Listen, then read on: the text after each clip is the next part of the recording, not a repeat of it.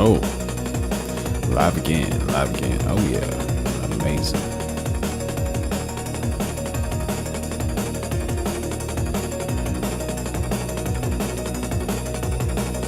How y'all doing? Just so y'all know, we're going live every single day of 2026, so make sure you like, subscribe, and turn on those notifications. Are you following your dreams? Doing all those things you always wanted to do? I hope you are. I definitely hope you are. And what's happening these days? Oh, DJ. Come on.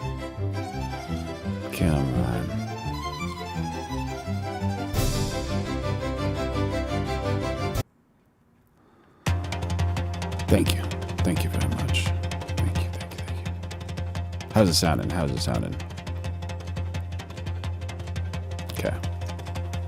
Pretty loud. There we go. I think we can do with that. What's going on with POTUS? This morning, many of the president's supporters furious, calling this picture that Trump posted appearing to depict himself as Jesus blasphemy. Trump. Blasphemy, huh? Okay. And who does that man look like? In our live, we had some people thinking that guy looks a little bit close to Mr. Island Man. I don't know about that. But what about the other people in the picture? So we have the American flag. Absolutely important to support America. Got the Statue of Liberty back there. Oh my gosh, what else do we have for here?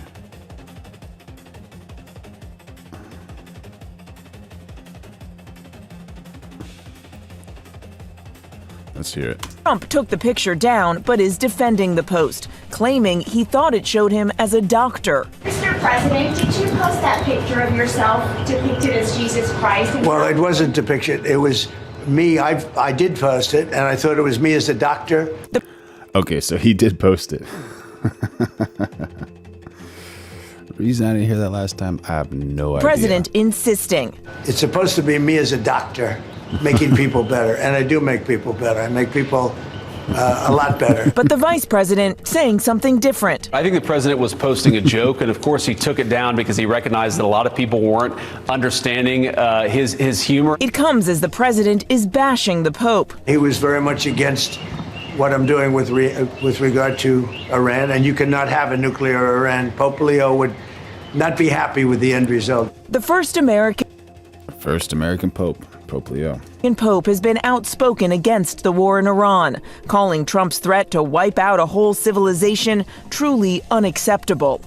Attacks on civilian infrastructure is against international law, but that it is also a sign of the hatred, the division, the destruction the human being is capable of. Trump firing back, calling the Pope weak on crime and terrible for foreign policy. Well, Mr. Trump, what do you think the Pope's supposed to say? Like, yeah, go ahead. He's not going to say that, right? He wants peace. He definitely wants peace, right? Adding, I don't want a Pope who criticizes the President of the United States because I'm doing exactly what I was elected in a landslide to do. In a landslide. How many of y'all in the chat are supporting POTUS? Trump is Jesus. Yeah. But the Pope... Oh, we got the best chat in the world. Yeah, brutal facts. Thank you for jumping in on the chat. And the Lloyd, stop playing with the Lord, our Jesus. Christians, shame on you. This means you are a non-believer. I'm a believer.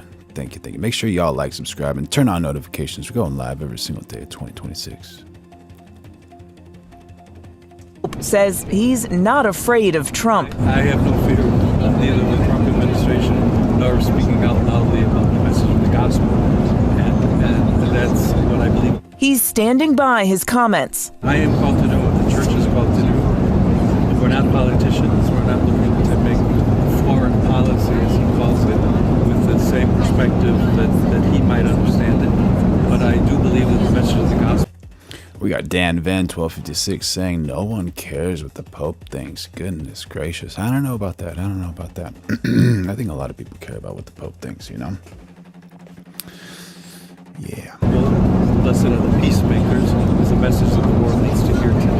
Trump now facing widespread backlash. American Catholic leaders condemning his comments. Bishop Robert Barron, who sits on the president's own Religious Liberty Commission, calling them entirely inappropriate and disrespectful. And he says Trump should apologize.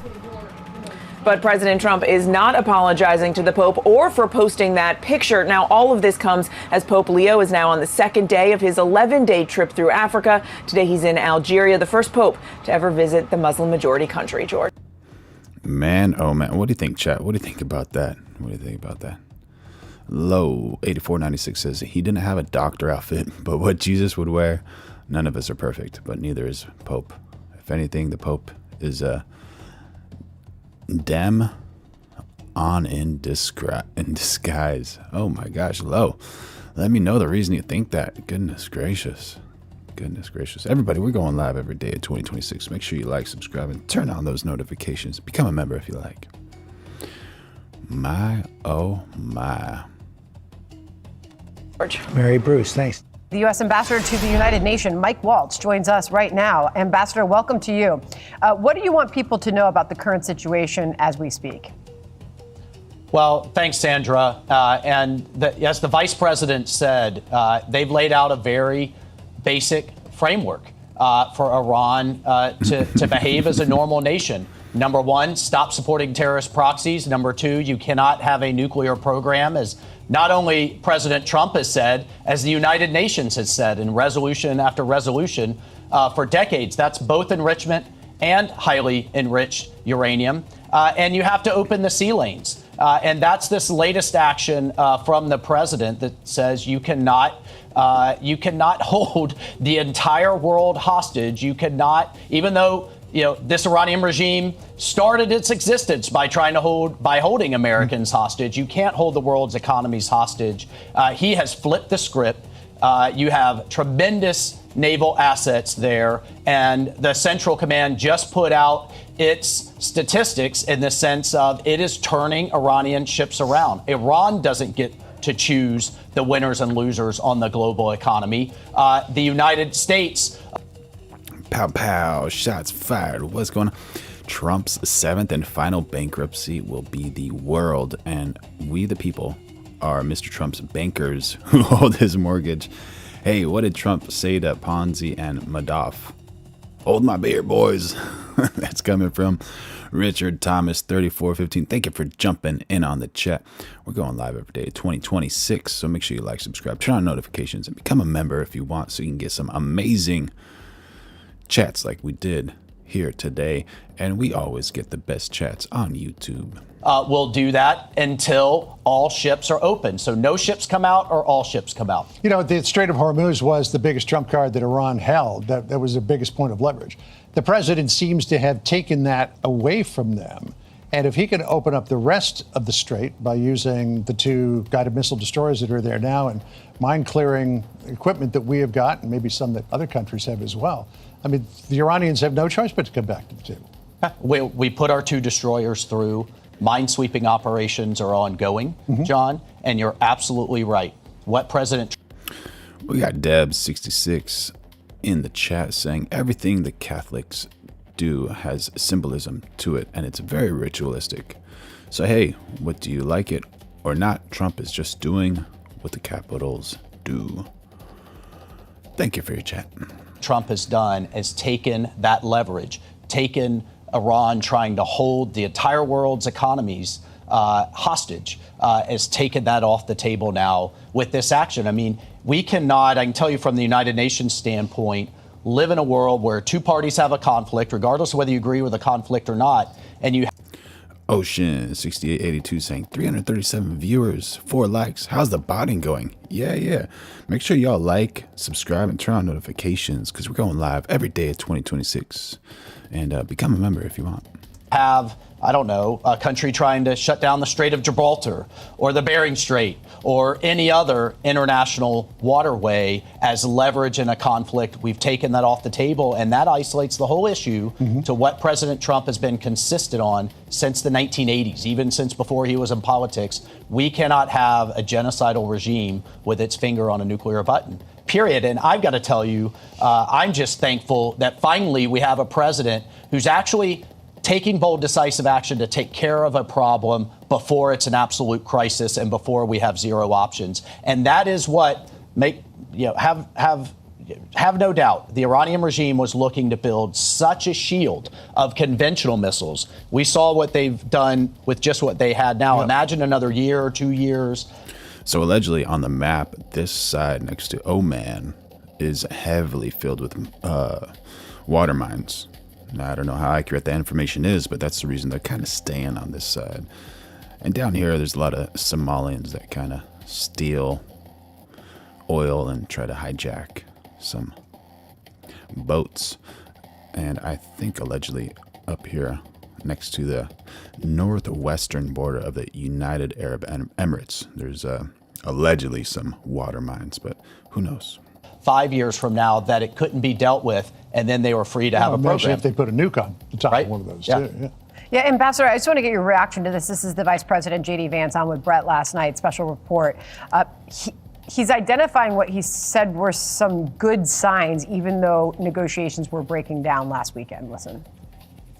I think did make some progress. They moved in our direction, which is why I think we would say that we had some good signs, but they didn't move far enough. Whether we... Silhan has joined the chat, y'all, saying those dang Somalians. have further conversations, whether we ultimately get to a deal, I really think the ball is in the Iranian court because we put a lot on the table. Raymond DeSoto saying salami and bacon. What does that mean? What does that mean? What did you take away from that? Well, we have to remember, Sandra, this is the highest level talks ever between the Iranian regime and the United States. They came, they were direct, which the previous Ayatollah had absolutely refused to do. And it seems, as President Trump repeatedly says, they want a deal. They need to have a deal. The other interesting thing was they brought their central banker. And I don't think President Trump gets... Vance updat. And as Bart C. official says, Vance knocks it out of the park. Wha-bam, home run. It's enough credit for the second national security policy memorandum he put in place in his second term was to reinstitute maximum pressure. Their economy is in free fall at the UN. We drove snapback sanctions, so the rest of the world has joined us. So time is not on their side here. And as President Trump says, we have the cards, not Iran. We'll see if they come back for a reasonable deal. One of my favorite songs by the rock band The Who includes the line, "Meet the new boss, same as the old boss." And it seems that's where we are with Ghalibaf and Aragchi. It's still the same old regime. They're an outlier in that region, unlike all the other countries in the Persian Gulf, including Saudi Arabia, moving toward more progressive modernization, peace and stability, prosperity. Iran wants to remain a rogue regime. And if the same regime is in place, can you ever have real peace and stability across that region, or are they going to continue to try to screw with everybody there? Well, they have their radical actors, no doubt, who solely exist to export the revolution. And as I pointed out to the ambassador from Iran at the... Kernewick, I see your message, and I can't really respond to it, but the next video, I think, is you might like. It's a wild one. United Nations, name me a country that is better off because of Iran's export of terrorism. What do you think, chat? Do you think Marco Rubio will become the next president of Cuba? Primal Scream says Marco thinks he's going to be president of Cuba. Certainly not Lebanon, certainly not Syria, certainly not Yemen. Don't take the name, the Who, in vain. Not Gaza or anywhere else. But we do think we're dealing. Freddie Chapelier says, no chance, Rubio. No chance, buddy. Dealing with some rational actors. They have to deal with the clerics and they have to deal with the Ayatollahs. But look right across the Gulf. Look, and this is what I point out too. Look at Dubai. Look at Manama. Look at Kuwait City. Look at Riyadh. I mean, Oman, they are exploding. PD Joe Johners, how you doing? Thank you for joining on the chat. Where are you from, buddy? In terms of growth and a better life for not only their citizens, but for the next generation. Bart C, official saying China now paying retail for energy. That's the tipping point. Please expand. Would like to know more. We'll see if we don't box them in to they have no the one path. thing that's holding that whole region back is Iran. Well, and for so many people who talk about the pivot to Asia, you know what? When President Trump finally solves this problem that sucks us back into the Middle East over and over again because of the violence that Iran exports, then we'll be able to really focus on the rest of the world. All right, Ambassador, thank you so much for joining us today. All right, thank you. Thanks for coming. Yeah, make sure y'all like, subscribe, and turn on those notifications. We're going live every single day of 2026. And this is just a wild video. So a bunch of Israelis look like teenagers, maybe early 20s, just like spitting and yelling and screaming at a bunch of Christians at the Western Wall to go home. Primal screams, we choose every news station. We don't just stick to Fox. We try to get information from both sides and then try to create an educated guess and try to just find peace in this world, you know?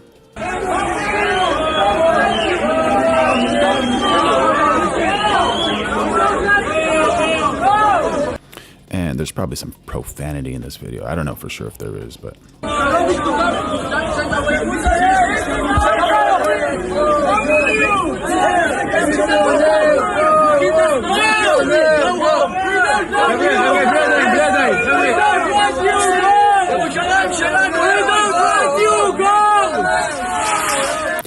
They're saying we don't want you. Go. I guess they're not a fans of tourism and all the money tourism brings to their country.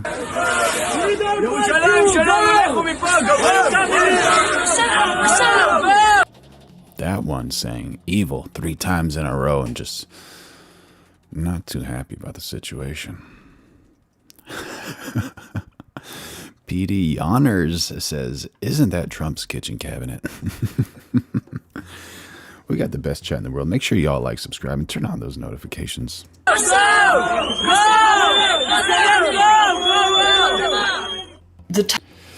That's pretty wild, man. That's pretty wild. Ooh, well done. The Midnight Express says, that's how Jesus felt, I suppose. Very, very valid point. Primal Scream says, Fox is worthless for information. Not sure which one is reliable anymore. True. If you guys have any reliable sources, please let me know. Would love to know about them. Targeting of an educational facility like this is a war crime. We all saw a missile directly hit this. All right, so this is definitely a war crime, right? But the thing about this is you will see maybe it's not as intentional as you might think, and you will see why. Primary school in Iran, killing mostly children. So that's horrible, killing mostly children, obviously, from a primary school. No one has taken accountability yet. That missile in that video has been identified. You see that thing right there? Big missile. By a number of munitions experts as a Tomahawk missile, which... Rusty Shackles 4 says, ouch, they cry as they stab you in the back. Bart C says, Christianity is spreading fast in Israel. These Jewish boys see the writing on the wall.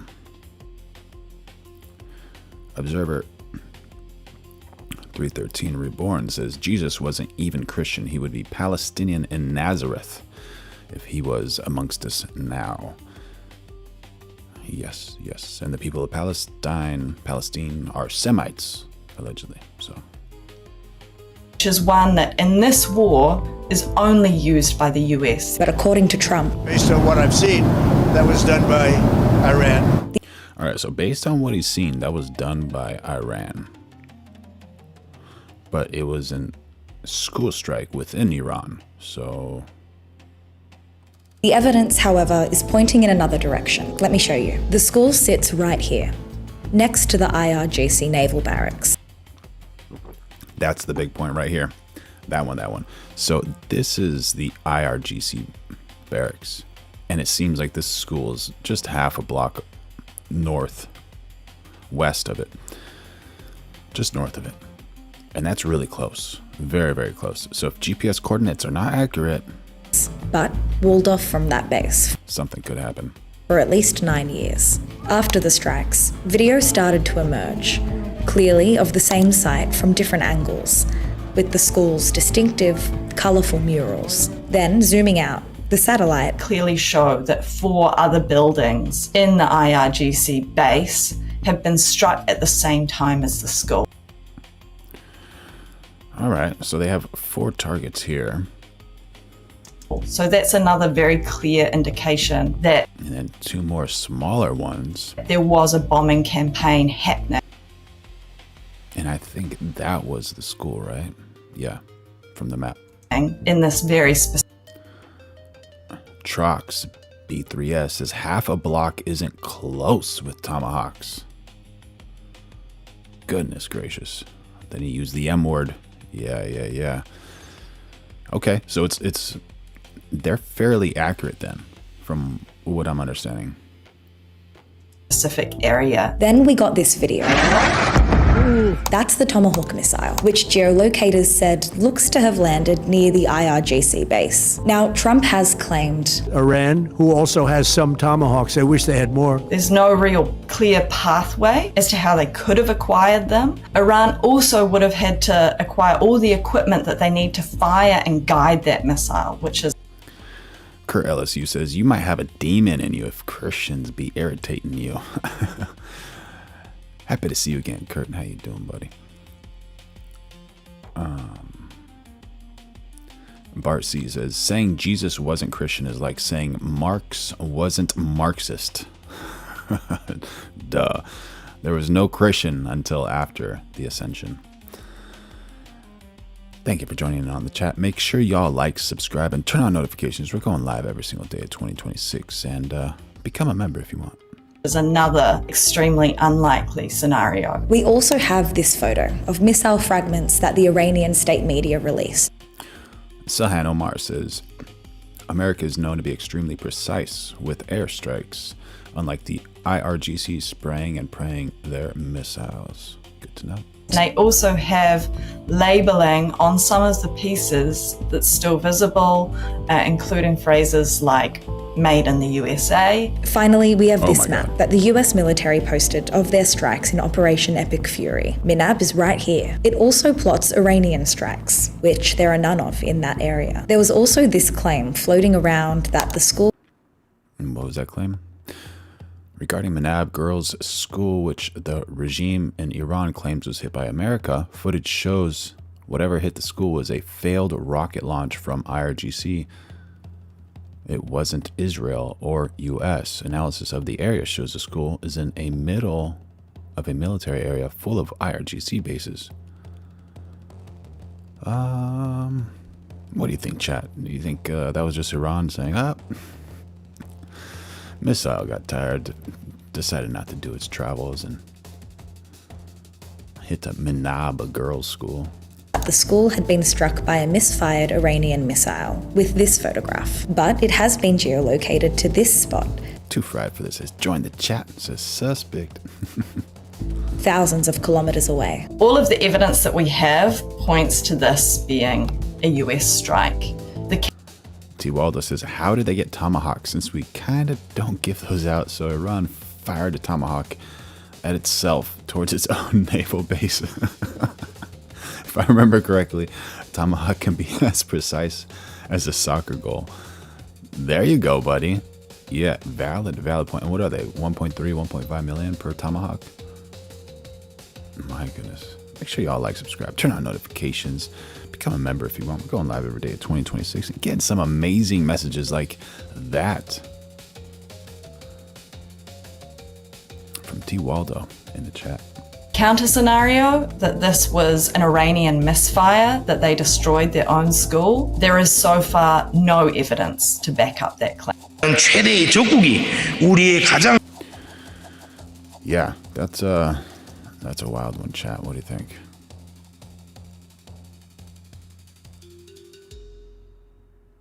That's without a bonus gold card. T. Wilder has joined the chat, yo.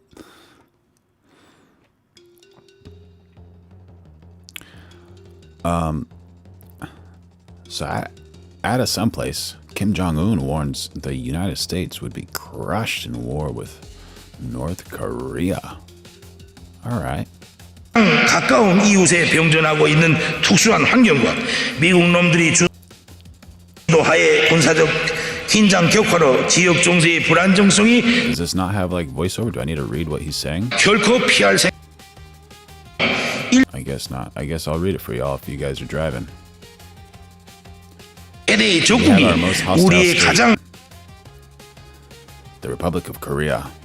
우리의 가장 In our nearest neighborhood. 가까운 이웃에 병전하고 있는 특수한 환경 And the instability of the regional situation is soaring. 미국 놈들이 주도하에 군사적 긴장 격 Due to the U.S.-led escalation of military tensions. 지역 정세의 불안정성이 증대되고 A level-headed assessment of this special environment 있는 shows 현실을 냉철하게 고찰해 보면 물리적 that the danger of the outbreak of a war 충돌에 의한 확전으로 전쟁이 caused by physical clash has been considerably aggravated 발발할 위험은 현저히 높아졌고 위험 and reached a red line. 단계에 이르렀습니다. 우리는 We do not want war, but we also have no intention of avoiding it. 전쟁을 바라지 않지만 결코 피할 생각 또한 없습니다.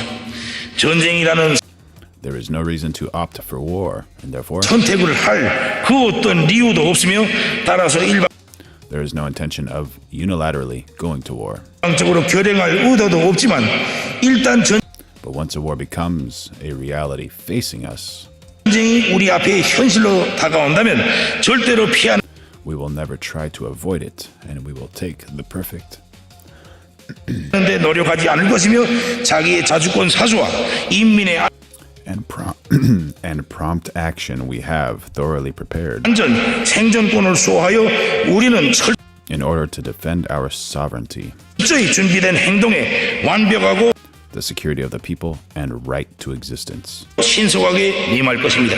전쟁은 The war will terribly destroy the entity called 대한민국이라는 실체를 끔찍하게 the Republic of Korea and put an end to its existence. 괴멸시키고 끝나게 만들 것입니다. 그리고 미국에게는 And it will inflict an unimaginably crushing defeat 상상해보지 못한 재앙과 패배를 안길 것입니다. upon the United States. Jared Chavez, North Korea would be a piece of cake.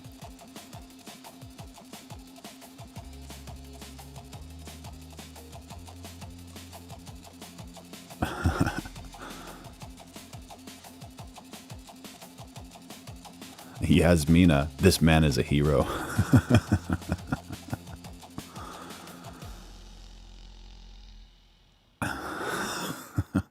Slappy D has joined the chat saying, you know, that's a put-on voice. I bet he sounds like Mike Tyson mixed with a small woman. Oh, we got the best chat in the world, y'all. We got the best chat in the world.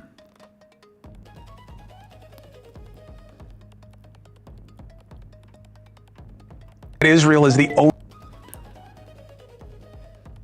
Chris Cuomo getting in the news. only place that can argue both at the same time. No. They are both David and Goliath. No. All right, Chris Cuomo's thinking Israel is both David and Goliath. The strongest in the region. They are also the most hunted in the region. They are a small group of people who've been kicked out of all the surrounding countries. They are left in one, and they are very strong in that one. Israel is. Where did all the Jews go in the other countries? Israel, I can tell you exactly how that happened, but like. They went to a lot of places, right? Israel is like a serial killer who is bitching about. Oh my God, bro. A paper cut while he's on a killing spree. That is what Israel is. They the whole most hunted. You know when Iran. How often is a serial killer surrounded by people who want to kill him? Really, they are surrounded by people who protected him. You know, like when Iran sent the drone attacks. Where do you think The flights that actually intercept, they came from Arab countries that are friends from Israel. Oh, brand new news. Did you guys know about that? The Arab friends of Israel blocked those drone attacks from Iran. The biggest military power in the region is Egypt. Did you see Egypt firing a single missile towards Israel? Jordan, And Egypt is trying to stay neutral. Saudi Arabia. That is wild, man. That dude is just dropping the heat. Youssef Bassem. Where do you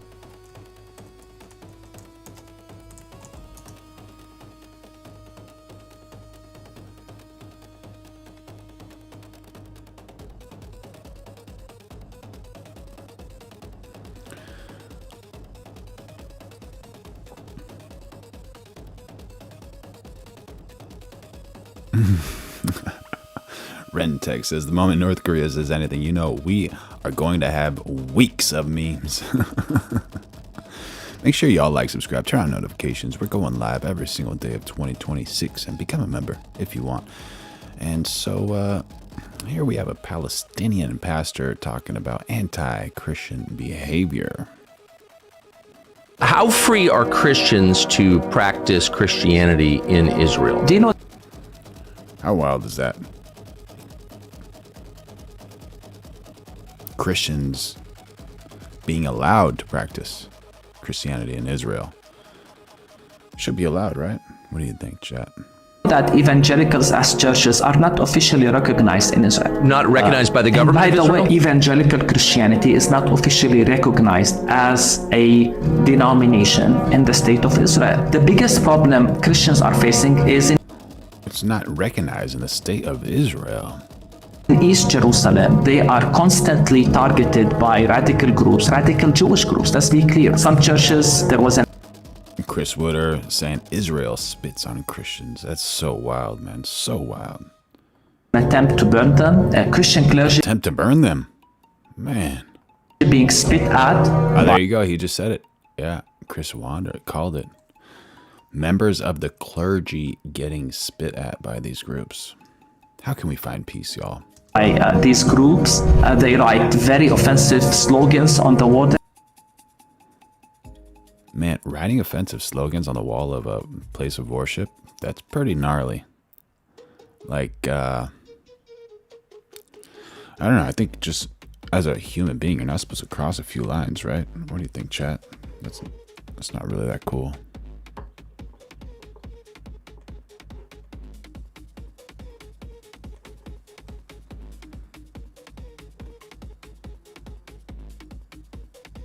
There is strong incitements against Christians, especially. I think I might have met this dude when I went there. He's a really cool guy. When I was praying, I cried inside the church. Just beautiful moments. Beautiful moments. Make sure y'all like, subscribe, turn on notifications. We're going live every day of 2026. Christians, especially in the old city of Jerusalem. What kind of slogans, what kind of graffiti is written against Christians? A lot of it is calling for Christians. We don't want you here, you should leave. It seems that those who do these attacks are never held accountable. In fact, the heads of churches said in a statement that they feel there is a systematic attempt to empty Jerusalem of Christians. North Korean leader Kim Jong-un.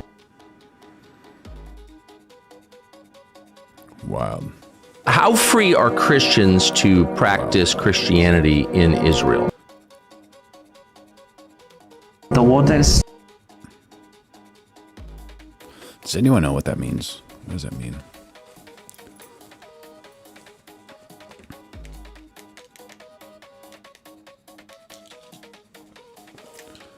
Get him out of Jacksonville.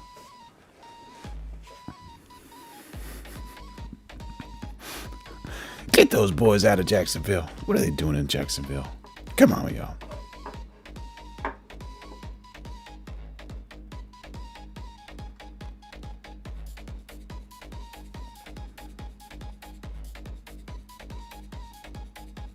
It says, today, 2 for 1 sale.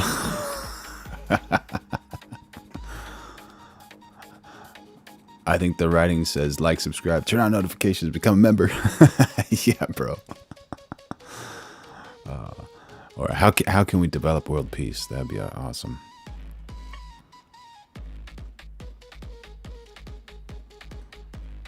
North Korean leader Kim Jong-un is praising South Korea's president. This almost never happens. What's going on?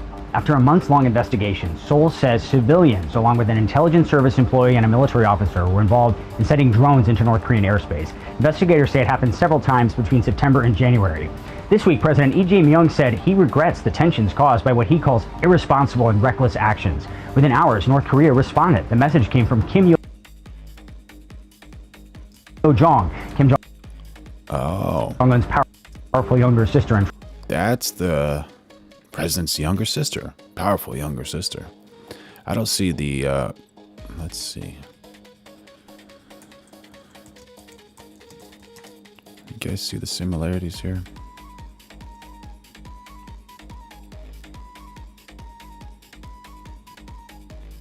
Actually, yeah, they do look kind of similar, right? Trusted aide. She issued a statement on behalf of her brother. They're calling. Yeah, kind of similar. She's more evil than him.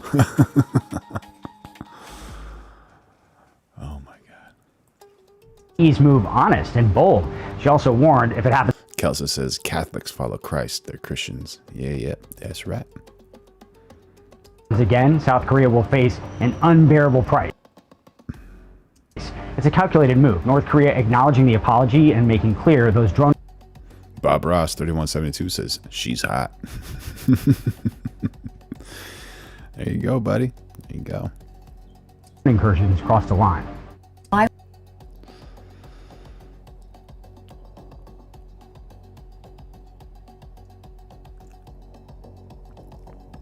So allegedly, POTUS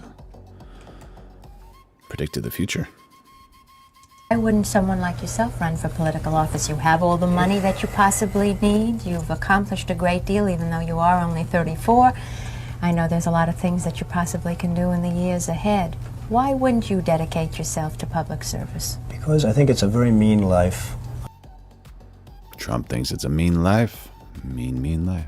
I would love and I would dedicate my life to this country, but I see it as being a mean life, and I also see it as somebody with strong views.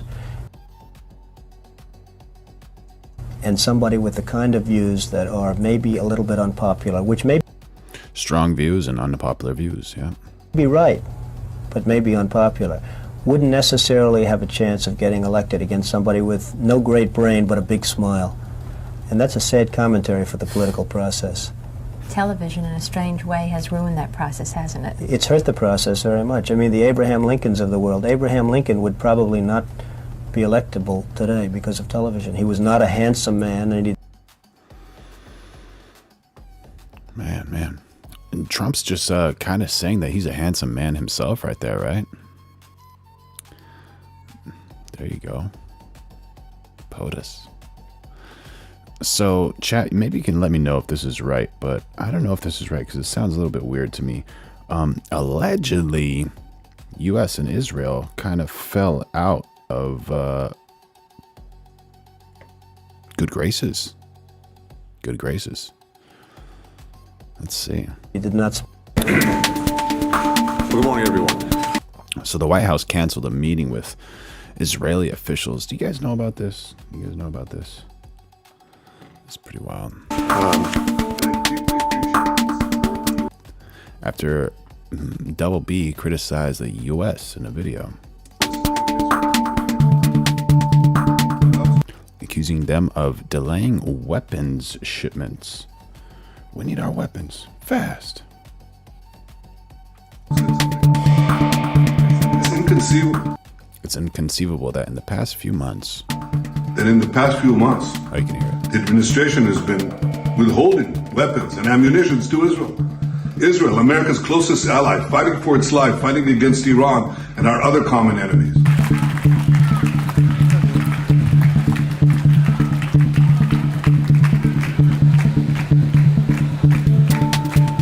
Secretary Blinken assured me that the Secretary Blinken. Talking about this secretary over here, Secretary Blinken.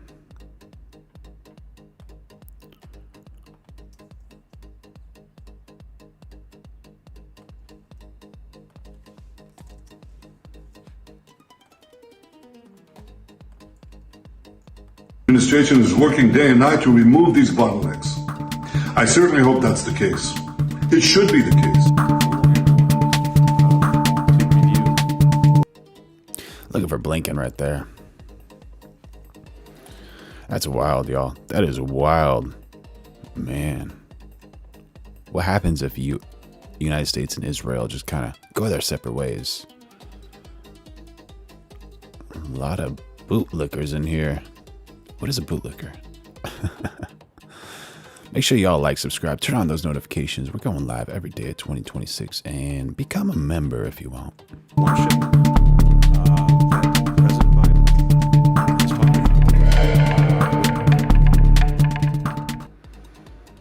Unfiltered journalism from MENA and beyond.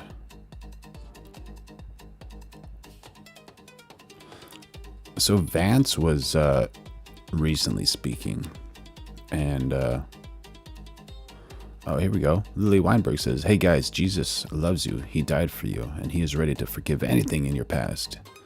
He loves you, but he won't make you love him, my friends. Don't miss his knocking on your door. Thanks, Doc." Oh, what a nice message. Yeah, the Lord loves you, y'all. So JD Vance was in a meeting, and he was heckled and over Gaza, and people were saying, "You're killing children." President, excuse me, sir.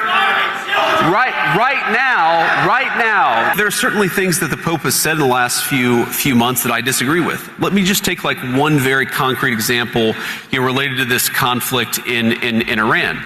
So the Pope said something where he said, and I'm gonna try to remember the exact quote, but he said that God is never on the side of those who wield the sword. Chris Wooder says they are killing children. Man, oh man. Like, how sad is that? Like, that's like, it's almost, we hear it so much, we're almost desensitized about it. It's just so sad. Right there in Iran, right there in Gaza, everywhere, man. How can we find peace, y'all? We gotta find peace. God is never on the side of those who wield the sword. I'm pretty sure that he said that exact statement. Now, on the one hand, again, I like that the Pope is an advocate for peace. I think that's certainly one of his roles. Absolutely, absolutely. Well done, JD Vance. Let's go towards that peace location area. Come on, let's do it. On the other hand, how can you say that God is never on the side of those who wield the sword? Was God on the side of the Americans who liberated France from the Nazis? Was God on the side of the Americans who liberated Holocaust camps and liberated those innocent people from, those who had survived the Holocaust? That guy, I don't know if you heard that. He says, Jesus Christ does not support genocide. Oh, man. Imagine you're trying to tell a speech, talk to these people, and talking about the Gaza, and somebody just yelling at you, Jesus Christ does not support genocide. Oh, my gosh, man. Oh, my gosh. Just like all of those things that he has to think about trying to remember his speech, and then those conflicting moments of like that person saying genocide and then Jesus Christ, and you're like, oh my gosh, what a powerful statement, man. Make sure y'all like, subscribe, and turn on those notifications. Going live every day at 2026, and become a member if you want. I certainly think the answer is yes, and I agree. Jesus Christ does not. I agree. Jesus Christ certainly does not support genocide. Whoever yelled that out from the dark, that's cool. He actually mentions that. Very nice. Certainly does not. I think that's pretty easy. When the Pope says that God is never on the side of those who wield the sword, there is more than a 1,000-year tradition of just war theory. Okay? Now, we can, of course, have disagreements about whether this or that conflict is just, but I think that it's important, in the same way that it's important for the Vice President of the United States to be careful. Bomber Bars doesn't care about any parties, man. He says the left and the right are both. I can't finish the rest of that. We got the wildest chat in the world, y'all. When I talk about matters of public policy, I think it's very, very important for the Pope to be careful when he talks about matters of theology. And I think that one of these issues here is that there has been, again, hey, random dude screaming, I told you I'd respond to your point. I just want to respond to this question first. But I think one of the issues here is that if you're going to opine on matters of theology, you've got to be careful. Brina has joined the chat. She says, Jesus always stood with the oppressed, period. Very well said, very well said. Make sure y'all like, subscribe, turn on notifications, going live every day of 2026, and happy to have that 21% of female subscribers in the audience. So happy to have you. Well, you've got to make sure it's anchored in the truth, and that's one of the things that I try to do, and it's certainly something I would expect from the clergy, whether they're Catholic or Protestant. Now, to respond to this guy here, he said, I believe he said the administration supports a genocide in Gaza. And here's my response to that. When we came in, the humanitarian situation in Gaza was an absolute catastrophe. You know who's the person who got a peace agreement in Gaza? Donald J. Trump. So if you want, sir, to... That's amazing. Thank Donald J. Trump. That's absolutely brilliant. Complain about what happened in Gaza, why don't you complain about Joe Biden and the last administration? We're the administration that solved that problem. Excuse me. That dude won't stop, right? That dude won't stop. Chris Woodard says America killed 5 million Indians. Oh my gosh.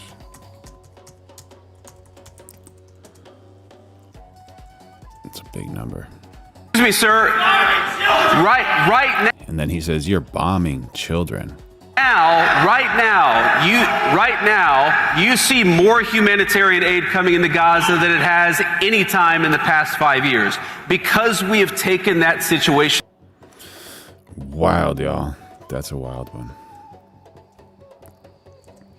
What do you think about that? Regarding the 5 million Indians, short answer, no, there is not credible evidence that the United States directly killed 5 million Indians. There was a massive population decline, true. Disease was the biggest factor by far, 79% population decline. There was violence and warfare, it's real, but smaller scale. Thousands to tens of thousands were killed directly, not millions, through direct military killing. There was forced displacement and suffering. So, no, there's no evidence the U.S. directly killed 5 million Native Americans. The population did decline by millions after European contact, but most of that was due to disease, and the U.S. did fight wars, carry out removals, and commit documented atrocities, but direct killings were in the thousands to tens of thousands, not millions. But yeah, one is too many, you know. What about peace, y'all? What about peace? Thank you for your chat. Saudi Arabia making some threats? What's going on, y'all? What is going on? Make sure y'all like, subscribe, and turn on those notifications. Going live every day at 2026. And become a member if you want to. Let's see what's happening with Saudi Arabia.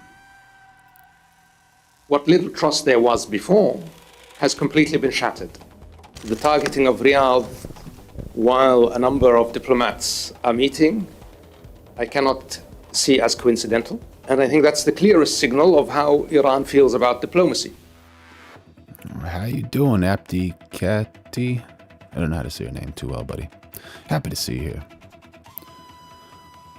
Mike Garassi says, let's go, Brandon. It doesn't believe in talking to its neighbors. It tries to pressure its neighbors. The kingdom is not going to succumb to pressure. Lone Wolf and Cub. What about peace? That's America's responsibility? Question mark. No one else has to keep peace? Sure. And on the contrary, this pressure will backfire. Will backfire politically, will backfire, I believe, morally, and certainly, as we have stated quite clearly, we have reserved the right to take military actions if deemed necessary.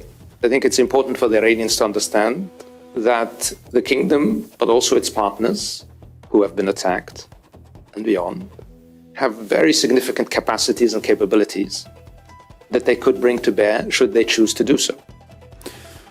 Dwayne Prime says, do you believe in Donald Trump? What a good poll question. What do you think, chat? Should we make that into a poll question? Let's set a little 5-minute timer for that one. See if y'all believe in Trump. Make sure y'all like, subscribe, and turn on notifications while I'm doing this. And let's see. And the patience that is being exhibited is not unlimited. Do they have a day, 2, a week? Does it, I'm not going to telegraph that. I would hope that they understand the message of the meeting today and recalculate quickly and stop attacking their neighbors. But I am doubtful that they have that wisdom. I think the fact that, as I said, I think that they have attacked us is something that cannot be justified. So I won't get even into this argument of tying what they're doing to our countries to the American operation. To me, they are two separate issues. And regardless of any other factor, I am not going to justify or allow this equivalency between the war that Iran is engaged in and the war Iran is trying to draw me into. Hey everybody, did you know that the... Yeah, so Iran's trying to bring Saudi Arabia to war. What do you guys think? What do you guys think? What little... Where's a good frame? Where's a good frame? Where is a good frame?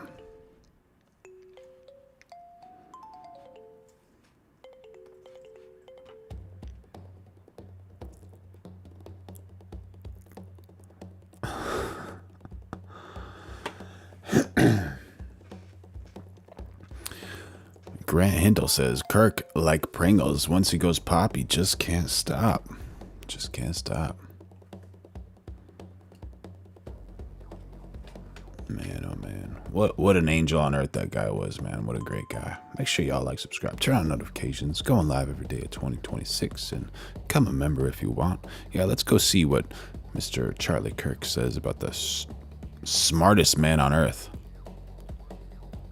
Hey everybody, did you know that the smartest man in the world, Young-Hoo Kim, with the highest documented IQ on the planet, well over a 246-point IQ, which has been approved by the official society that measures these things, has come out and said that Jesus Christ is the way, the truth, and the life. The smartest man on the planet knows that Jesus Christ is Lord. In fact, the truth of the scriptures and Jesus being Lord has satisfied the greatest minds in history, from Newton to Bach. How wild is that? It's like when nothing else works in your life, Jesus Christ works. So wild, so wild. To Kierkegaard, to Tolstoy, to Dostoevsky. So many of the greatest minds of history have admitted that Jesus is Lord. What is stopping you? Are you smarter than them? Accept Jesus today. It's the most important decision you'll make, which is the answer to the question, who is Jesus Christ? Very cool, very cool.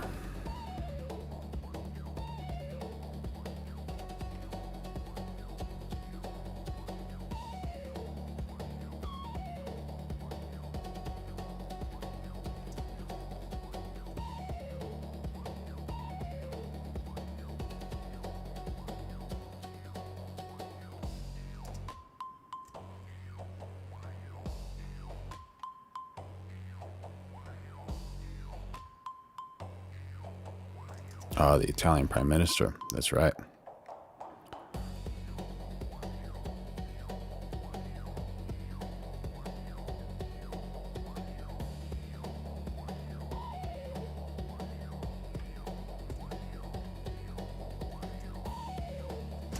Penso che quello che ho detto è quello che penso. Any Italian speakers in here? Italian.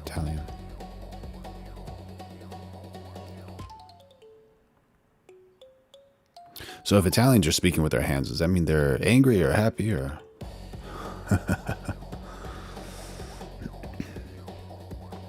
Oh, Kamala. Oh, Kamala.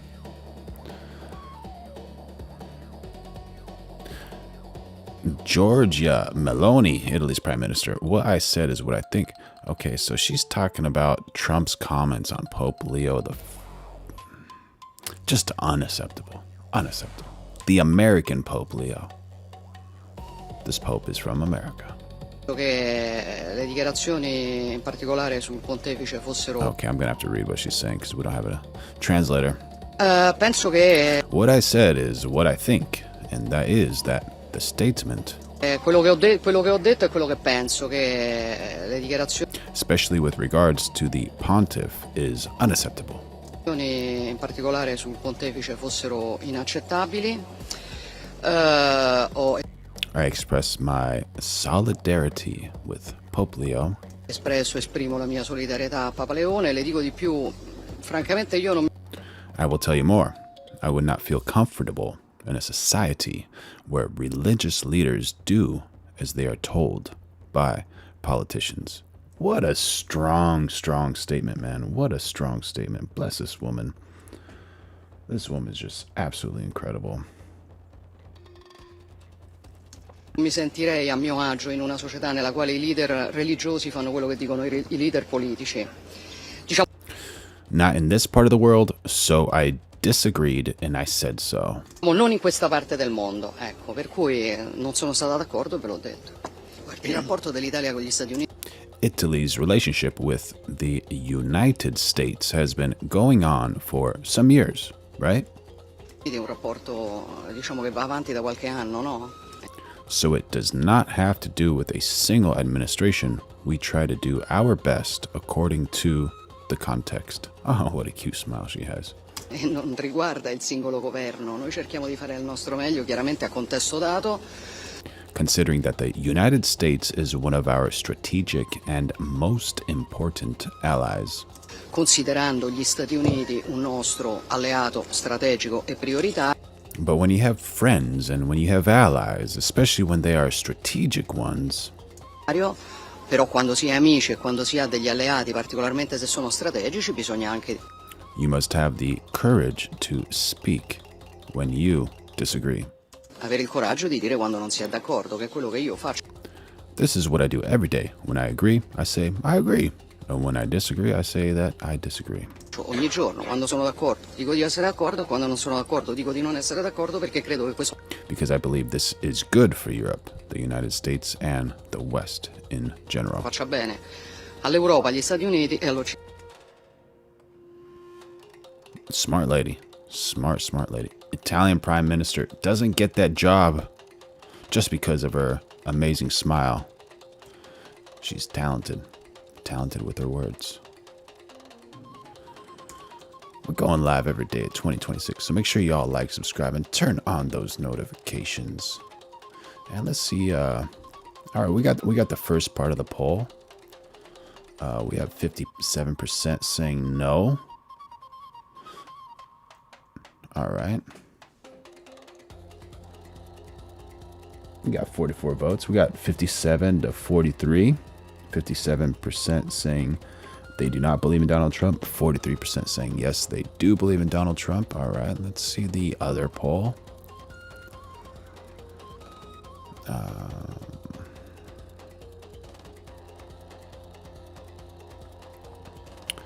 Pulling her up, pulling her up. Or did it just stop on me? That one. No, where did you go?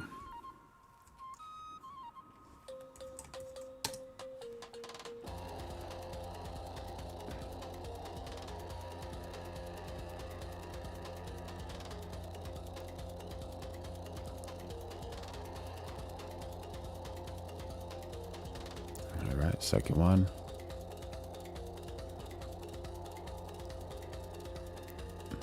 Oh, we did the second one already.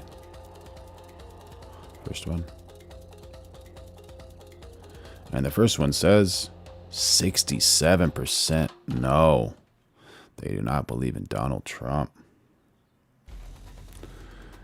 And 33% says yes. So what was that? 54 no, and the other one is 67% no.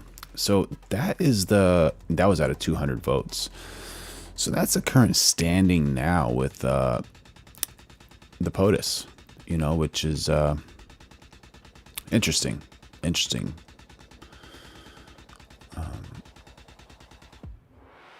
And allegedly the war is over, or very close to it, which I hope is absolutely accurate, you know.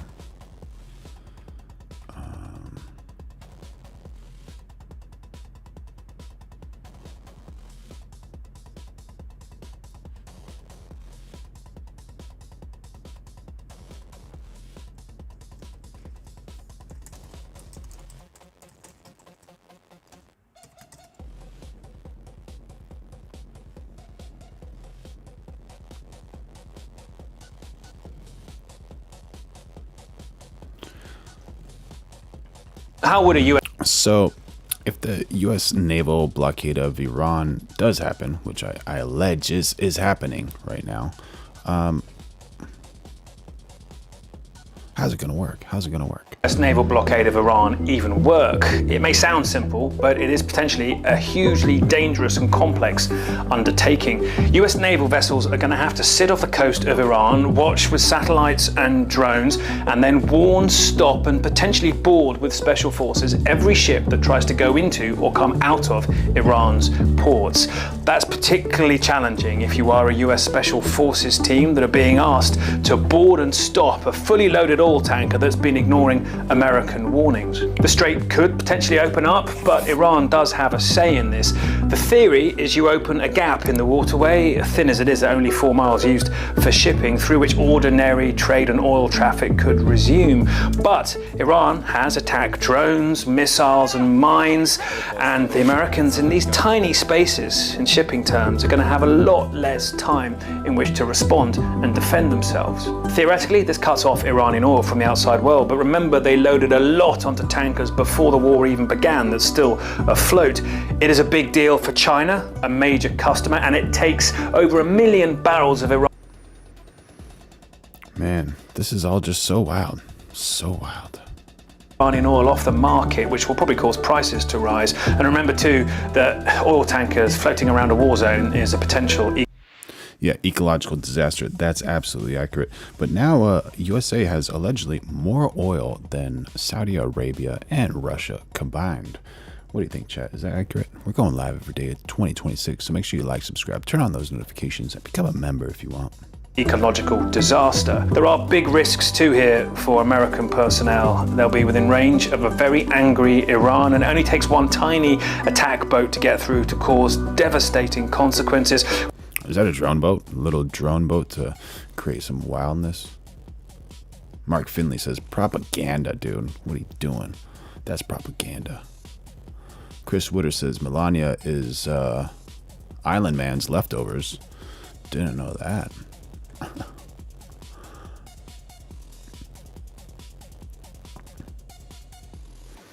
Mohammed Mahdi says, Putin, China, and Iran are destroying the world. Silhan says Trump 2028.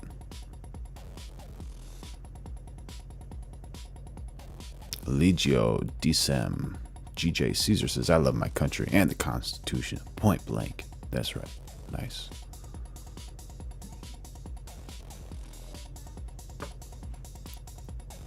We saw that 26 years ago when one Al-Qaeda tiny boat got through and hit the USS Cole nearby off the... Look at the damage on that one. That's just unreal, man.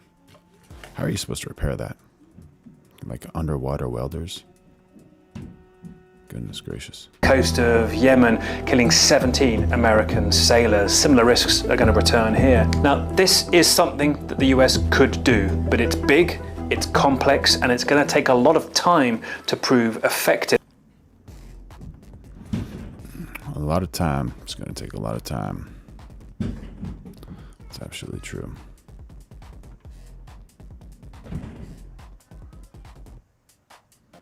So, just out, I guess the DOJ is revealing that Biden was prosecuting pro-life activists. Wild. Did you all know that? A bombshell new report just released by the Justice Department alleges that the Biden administration weaponized federal law by selectively prosecuting pro-life activists under the FACE Act. The report comes following a review of thousands of internal records. The National News Desk, Jeff Harris, joins us. We know, Jeff, that the details surrounding this report continue to develop tonight, but what more can you share at this point about those documents? So this new report is based on a review of over 700,000 internal records, claiming that the Biden-era Justice Department coordinated with abortion rights groups in order to track activists, seek harsher sentences for pro-life defendants, and in some cases, even withhold evidence. The Justice Department releasing a bombshell new report on Tuesday, alleging that the Biden administration weaponized federal law by selectively prosecuting pro-life activists under the FACE Act. What we saw is prosecutors arguing for really harsh sentences, inconsistent with what they should have been doing. The Justice Department's Weaponization Working Group says it reviewed internal communications, case files, and prosecutorial decisions tied to enforcement of the FACE Act. Yeah, we got some Sleepy Joe news. A law meant to protect the access to abortion clinics and pregnancy. Calling for how do I say her name without getting in trouble? Colin For's ECS 1 says, not shocked. Thank you for jumping in on the chat. That's hilarious. You've got probably the funniest name I've seen on this stream, buddy. W's for that. We're all going live. Make sure y'all like, subscribe, and turn on those notifications. Join and become a member if you want. Resource centers. The report finding Biden officials worked closely with groups like Planned Parenthood and the National Abortion Federation to help compile information on pro-life activists used in investigations and prosecutions. I'll flip at people. Department of Justice prosecutors are working hand in hand with NGOs and nonprofits to target and go after pro-life individuals. Now, the report noting multiple cases, including one involving pro-life activist Mark Houck, who was originally charged with 2 felony violations of the FACE Act following a 2021 shoving incident with an abortion clinic volunteer in Philadelphia. Houck arguing he was... Lone Wolf and Cub has joined the chat saying Trump is a joke. Then why doesn't Venezuela or Iran find him funny? defending his 12-year-old son from her. Brett S420 says, we are missing Sleepy right now. Are y'all really missing Sleepy Joe Biden right now? Harassment. At that point, I became a dad on the street, concerned for my son. I did push the man. He did fall down. We went, we prayed for the man, we returned to the scene. I presented my information to the Civil Affairs Department. Despite later being acquitted, the report revealing prosecutors denied a request for him to self-surrender and instead authorizing an FBI arrest at his home. I just can't imagine what he faced and what his poor family went through in that experience. Jerry0246 says, the joke is that we thought Puppet Joe would make the nation better. Trump actually says how it is and has done what he promised. Because this was a targeted lawfare scenario. Former Florida Speaker of the House Paul Renner tells the National News Desk, after reading through this report, he believes there... Andre Califano 5559 says, only he went Venezuela for oil and to Greenland for minerals to get America great again.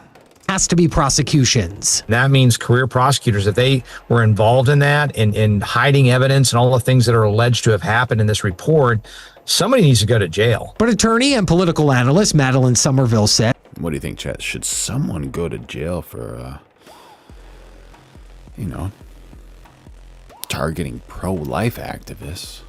As it is worth noting, earlier this year, Ed Martin was removed. Archangel 7444. What was it, like 90 million a day? Something like that? Is that accurate?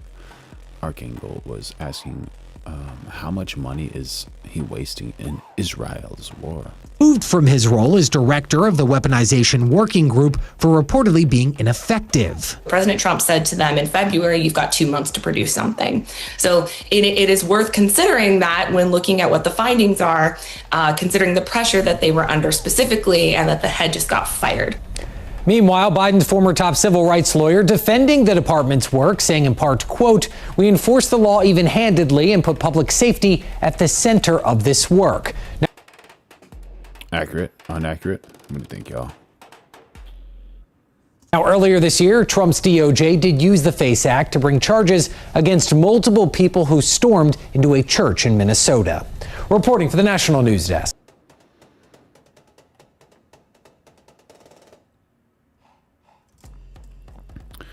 You guys curious about Israel and ceasefire in Lebanon? Let's see what's happening. Israel and Lebanon.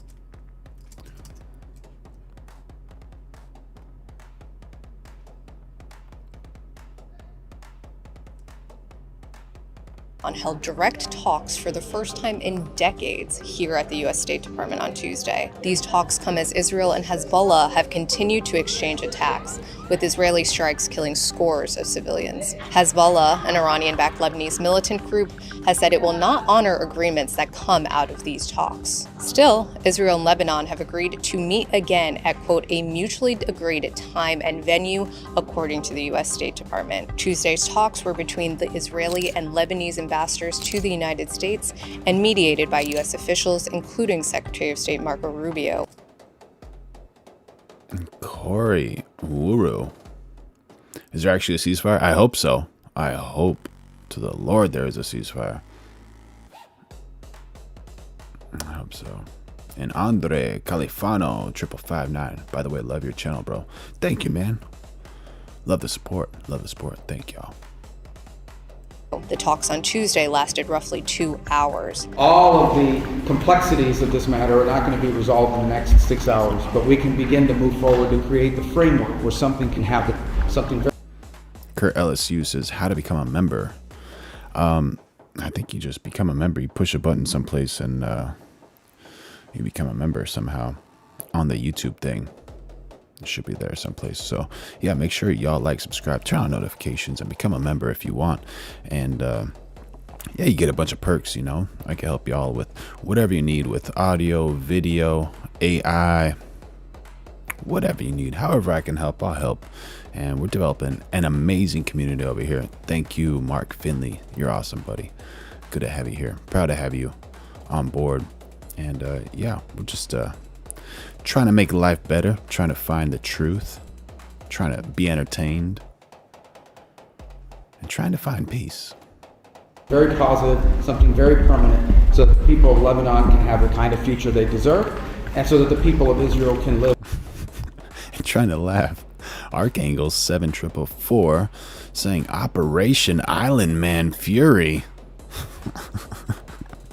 We got the best chat in the world. Without fear of being struck by rocket attacks from a terrorist proxy of Iran. After the meeting, Israel's ambassador to the U.S. said he had, quote, a wonderful 2-hour exchange with his Lebanese counterpart. This is an opportunity. This is the first time our two countries are sitting together in over 3 decades. However, he did not commit to a Yeah, Kurt LSU, that's where it is, right there, brother. You know where it's at. Thank you, thank you. ceasefire. Lebanon has called for a ceasefire, including in Tuesday's negotiations. The Lebanese ambassador to the U.S. has called. Yeah, this is 14 hours ago. And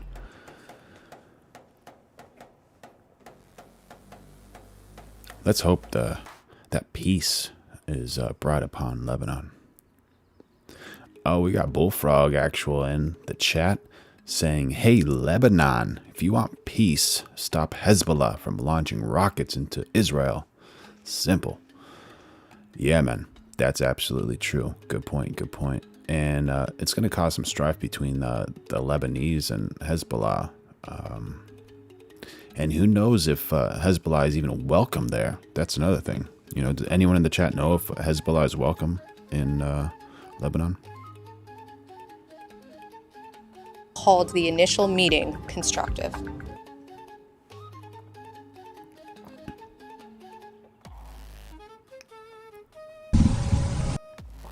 So this is a Swallwell accuser. Swallwell dropped out, no longer going for his last goal.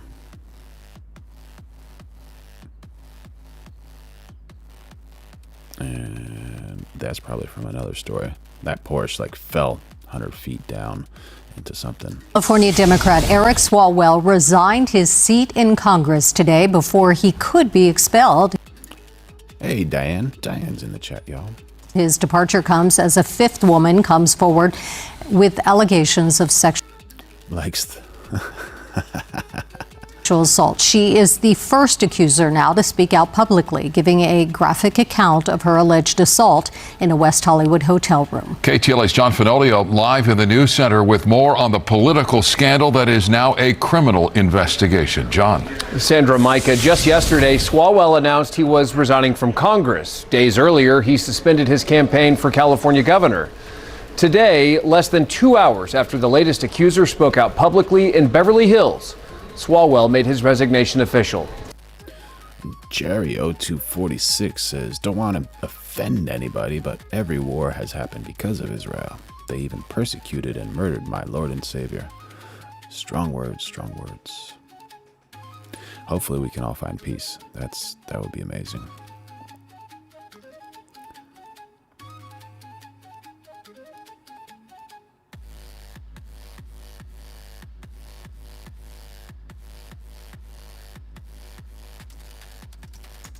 A warning here, this report contains details of sexual assault and may be disturbing to some viewers.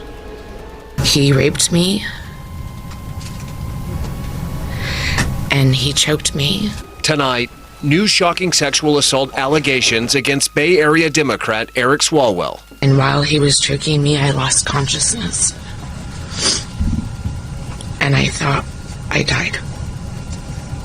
I did not consent to any sexual activity. Lana Drews is the fifth woman to speak out against the now former congressman, alleging a horrific encounter in a West Hollywood hotel room in 2018, where she believes Swallwell drugged her drink before attending a political event. I only had one glass of wine.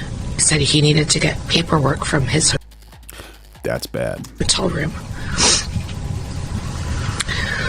When I arrived at his hotel room, I was already incapacitated and I couldn't move my arms or my body.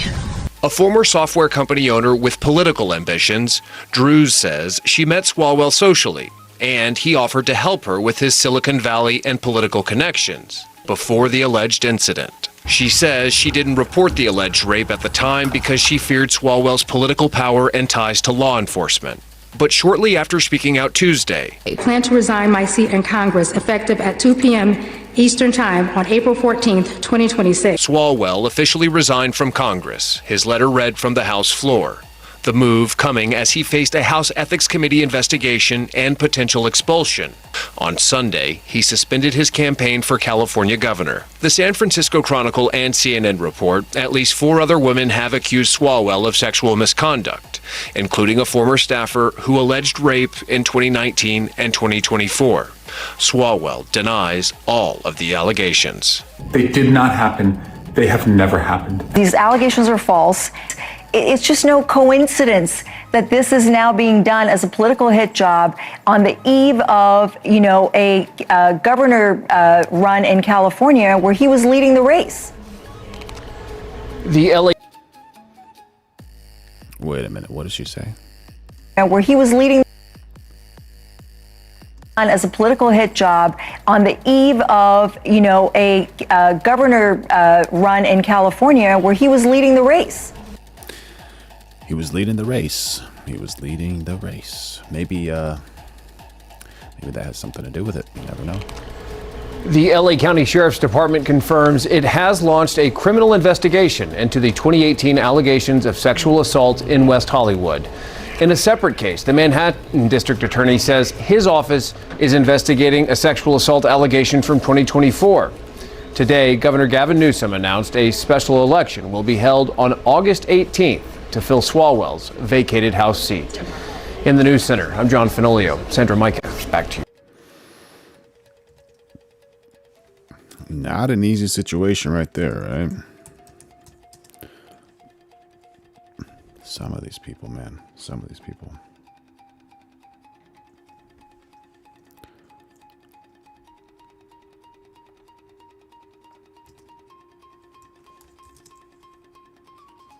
In Beirut.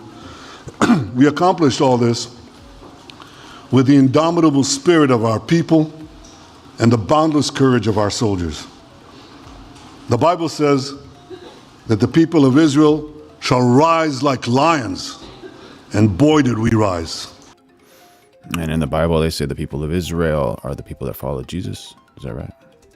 Today, the roar of the Lion of Judah is heard loudly throughout the Middle East. Israel has never been stronger, and the Iran terror axis has never been weaker. But as we discussed, Mr. President, to secure our future and bring peace to our region, we have to finish the job. In Gaza, Israel has 3 goals: destroy Hamas's military and governing capabilities, secure the release of all of our hostages, and ensure that Gaza never again poses a threat to Israel.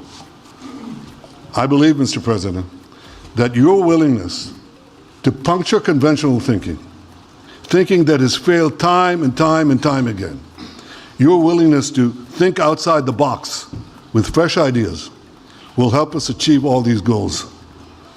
Aguida, Estavo, how you doing? Tina, a DJ, says, hate religions. You know, you don't need to hate religions. Just a few extremists that really ruin it for a lot of the other people, which is unfortunate, you know. There's so many good things that happen, you know, when you have faith, and there's so many good things that can happen to your life, but there's just a few people that just try to ruin it for everybody. And, you know, whenever people are hating or drinking that haterade, just let all that hate not stick to you like water doesn't stick to a duck. You know, let it just roll off you. Don't let it affect you. And I've seen you do this many times. You cut to the chase. You see things others refuse to see. That's a compliment. You say things others refuse to say. And after the jaws drop, people scratch their heads and they say, you know, he's right. And this is the kind of thinking that enabled us to bring the Abraham Accords. This is the kind of thinking that will reshape the Middle East and bring peace. We also see eye to eye on Iran. That's the same Iran that tried to kill us both. They tried to kill you, Mr. President. They tried through their proxies to kill me. And we're both committed to rolling back Iran's aggression in the region and ensuring that Iran never develops a nuclear weapon. Mr. President, ladies and gentlemen, Israel will end the war by winning the war. Israel's victory will be America's victory. We will not only win the war, working together, we will win the peace. With your leadership, Mr. President, and our partnership, I believe that we will forge a brilliant future for our region and bring our great alliance to even greater heights. Thank you. Thank you very much, baby. Very nice. Thank you. And JD Vance, everybody. JD, please, Vice President, stand up. He's been doing a good job. He's been working very hard on all things, but this in particular. We'll take some questions, please. Yes, ma'am. Go ahead, please. Go ahead. Yeah, go ahead. Mr. President, can a normalization deal with Saudi Arabia be achieved without the acknowledgement of a Palestinian state? That question for you too, Mr. Prime Minister. And Mr. President, given what you've said about Gaza, should the U.S. send troops to help secure the security vacuum? So Saudi Arabia is going to be very helpful, and they have been very helpful. They want peace in the Middle East. It's very simple.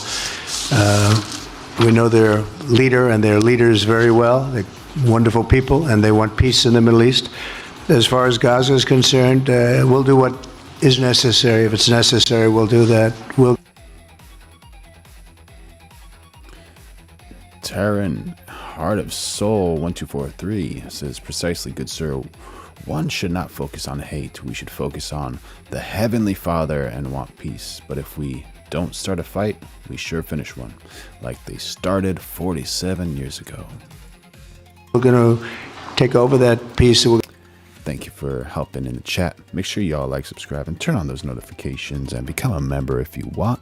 We're going live every day at 2026. We're going to develop it, create thousands and thousands of jobs, and it'll be something that the entire Middle East can be very proud of.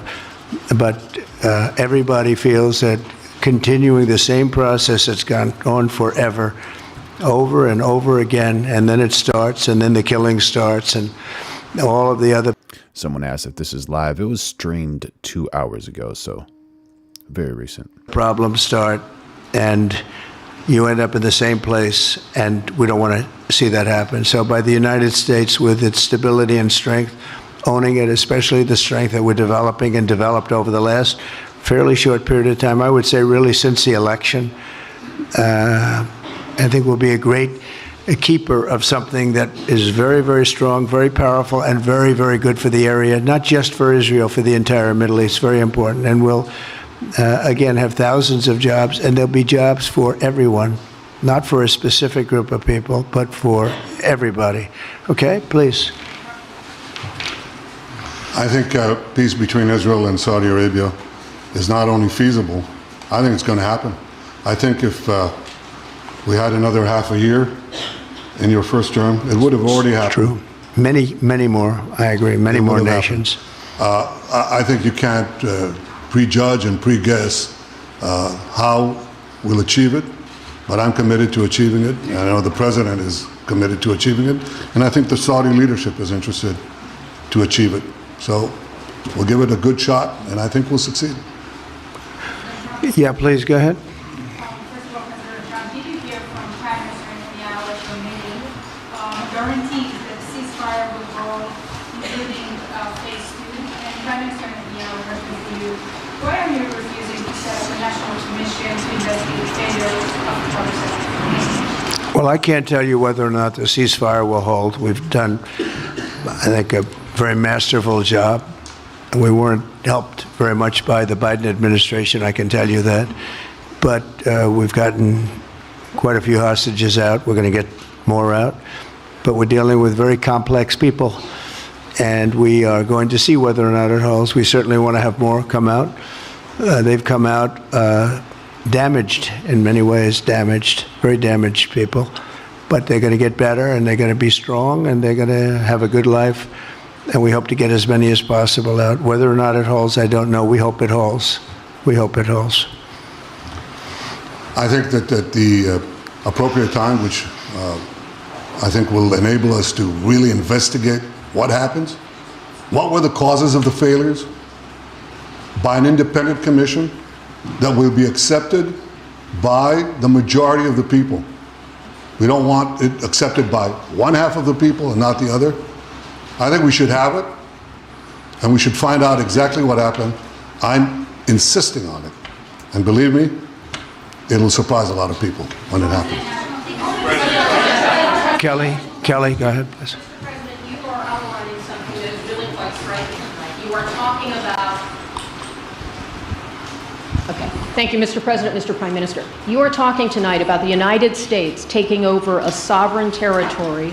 What authority would allow you to do that? Are you talking about a permanent occupation there, redevelopment? And Mr. Prime Minister, do you see this idea as a way to expand the boundaries of Israel and to have a longer peace, even though the Israeli people know how important that land is to you and your citizens, just as the space is inherited by the Palestinians as well? Bart C jumping in on the chat saying, Double B and Trump saving the planet. All right. Then we got AB1DOX, 2 criminals. My goodness. Seems like there's quite a variety of ideas on how both of these people are helping the planet. I do see a long-term ownership position, and I see bringing great stability to that part of the Middle East and maybe the entire Middle East. And everybody I've spoken to, this was not a decision made lightly. Everybody I've spoken to loves the idea of the United States owning that piece of land, developing and creating thousands of jobs with something that will be magnificent in a really magnificent area that nobody would know. Nobody can look because all they see is death and destruction and rubble and demolished buildings falling all over. It's just a terrible sight. I've studied it. I've studied this very closely over a lot of months, and I've seen it from every different angle, and it's a very, very dangerous place to be, and it's only going to get worse. And I think this is an idea that's gotten tremendous, This is where I disagree with the president. I think it's going to get better, and I hope it gets better. Make sure y'all like, subscribe, and turn on notifications. Going live every day of 2026. Become a member if you want. Talking about from the highest level of leadership, gotten tremendous praise, and if the United States can help to bring stability and peace in the Middle East, we'll do that. Bibi? I mentioned again tonight our 3 goals, and the third goal is to make sure that Gaza never poses a threat to Israel again. President Trump is taking it to a much higher level. He's saying he doesn't want Gaza to pose a threat to Iran, pose a threat again. That doesn't mean, thank you, Jerry0246, appreciate it, buddy. That doesn't mean that he's going to completely get rid of Gaza, does it? So it's a good sign, you know, because we've been hearing just only the worst from what Double B wants to do with Gaza. He sees a different future for that piece of land that has been the focus of so much terrorism, so many attacks against us, so many trials and so many tribulations. He has a different idea. And I think it's worth paying attention to this. We're talking about it. He's exploring it with his people, with his staff. I think it's something that could change history.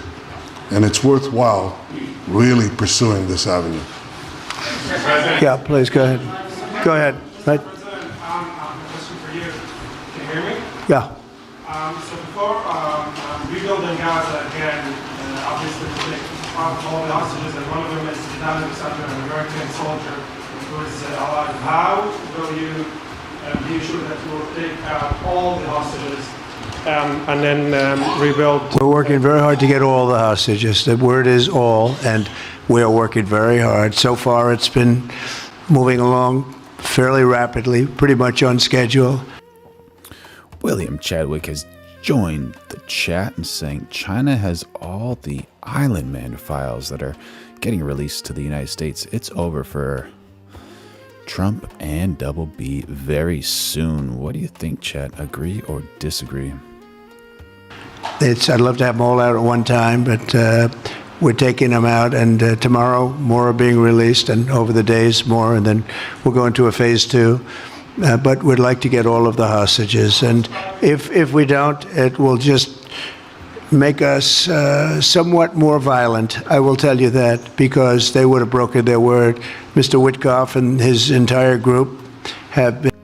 Richard Grissom 8764 says, "Free me from my wife." Thank you for the chat and the laugh, buddy. Been working 24 hours around the clock, and they want them out, and promises have been made to them, and we'll see whether or not those promises will be kept. But we want all the hostages, that's right. How much time do you think it will take? Want all the hostages, 100%. Bart C. Official says socialism equals slavery. We're going live every day of 2026. Make sure you like, subscribe, and turn on those notifications. Become a member if you want.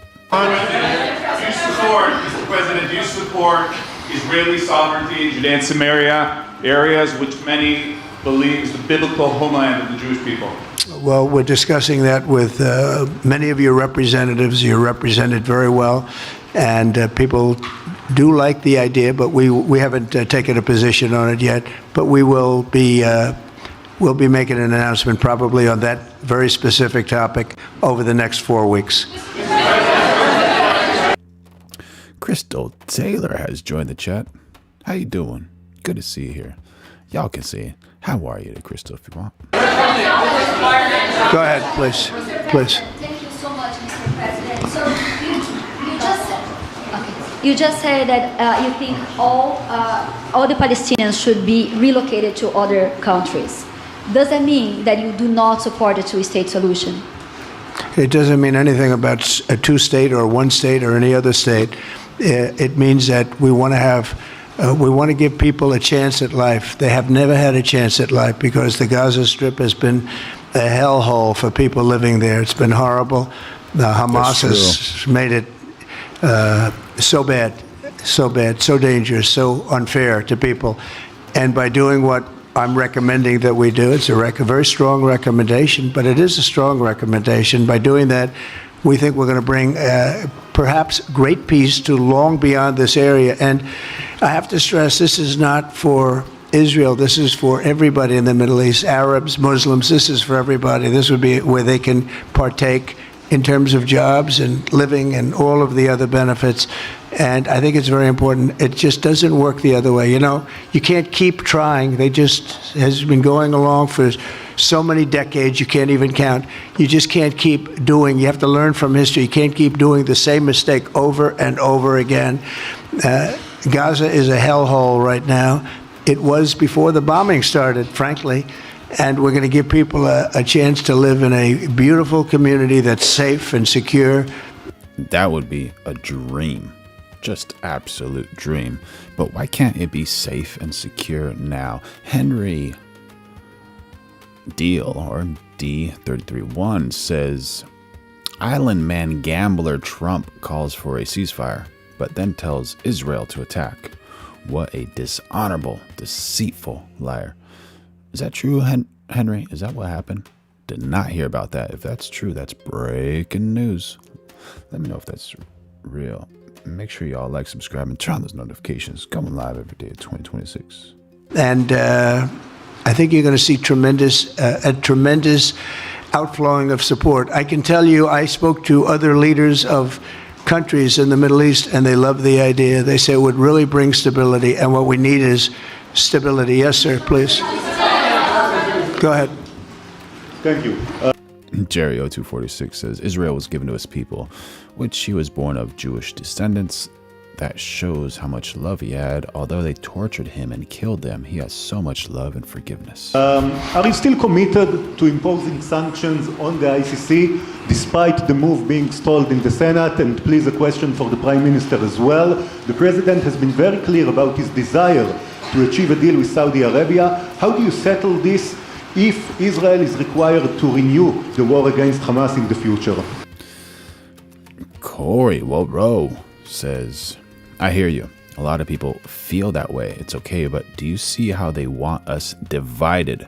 Very true. Unfortunately, they do want us divided, and that's one of the reasons we're building an amazing community here. So like, subscribe, turn on the notifications, become a member if you want.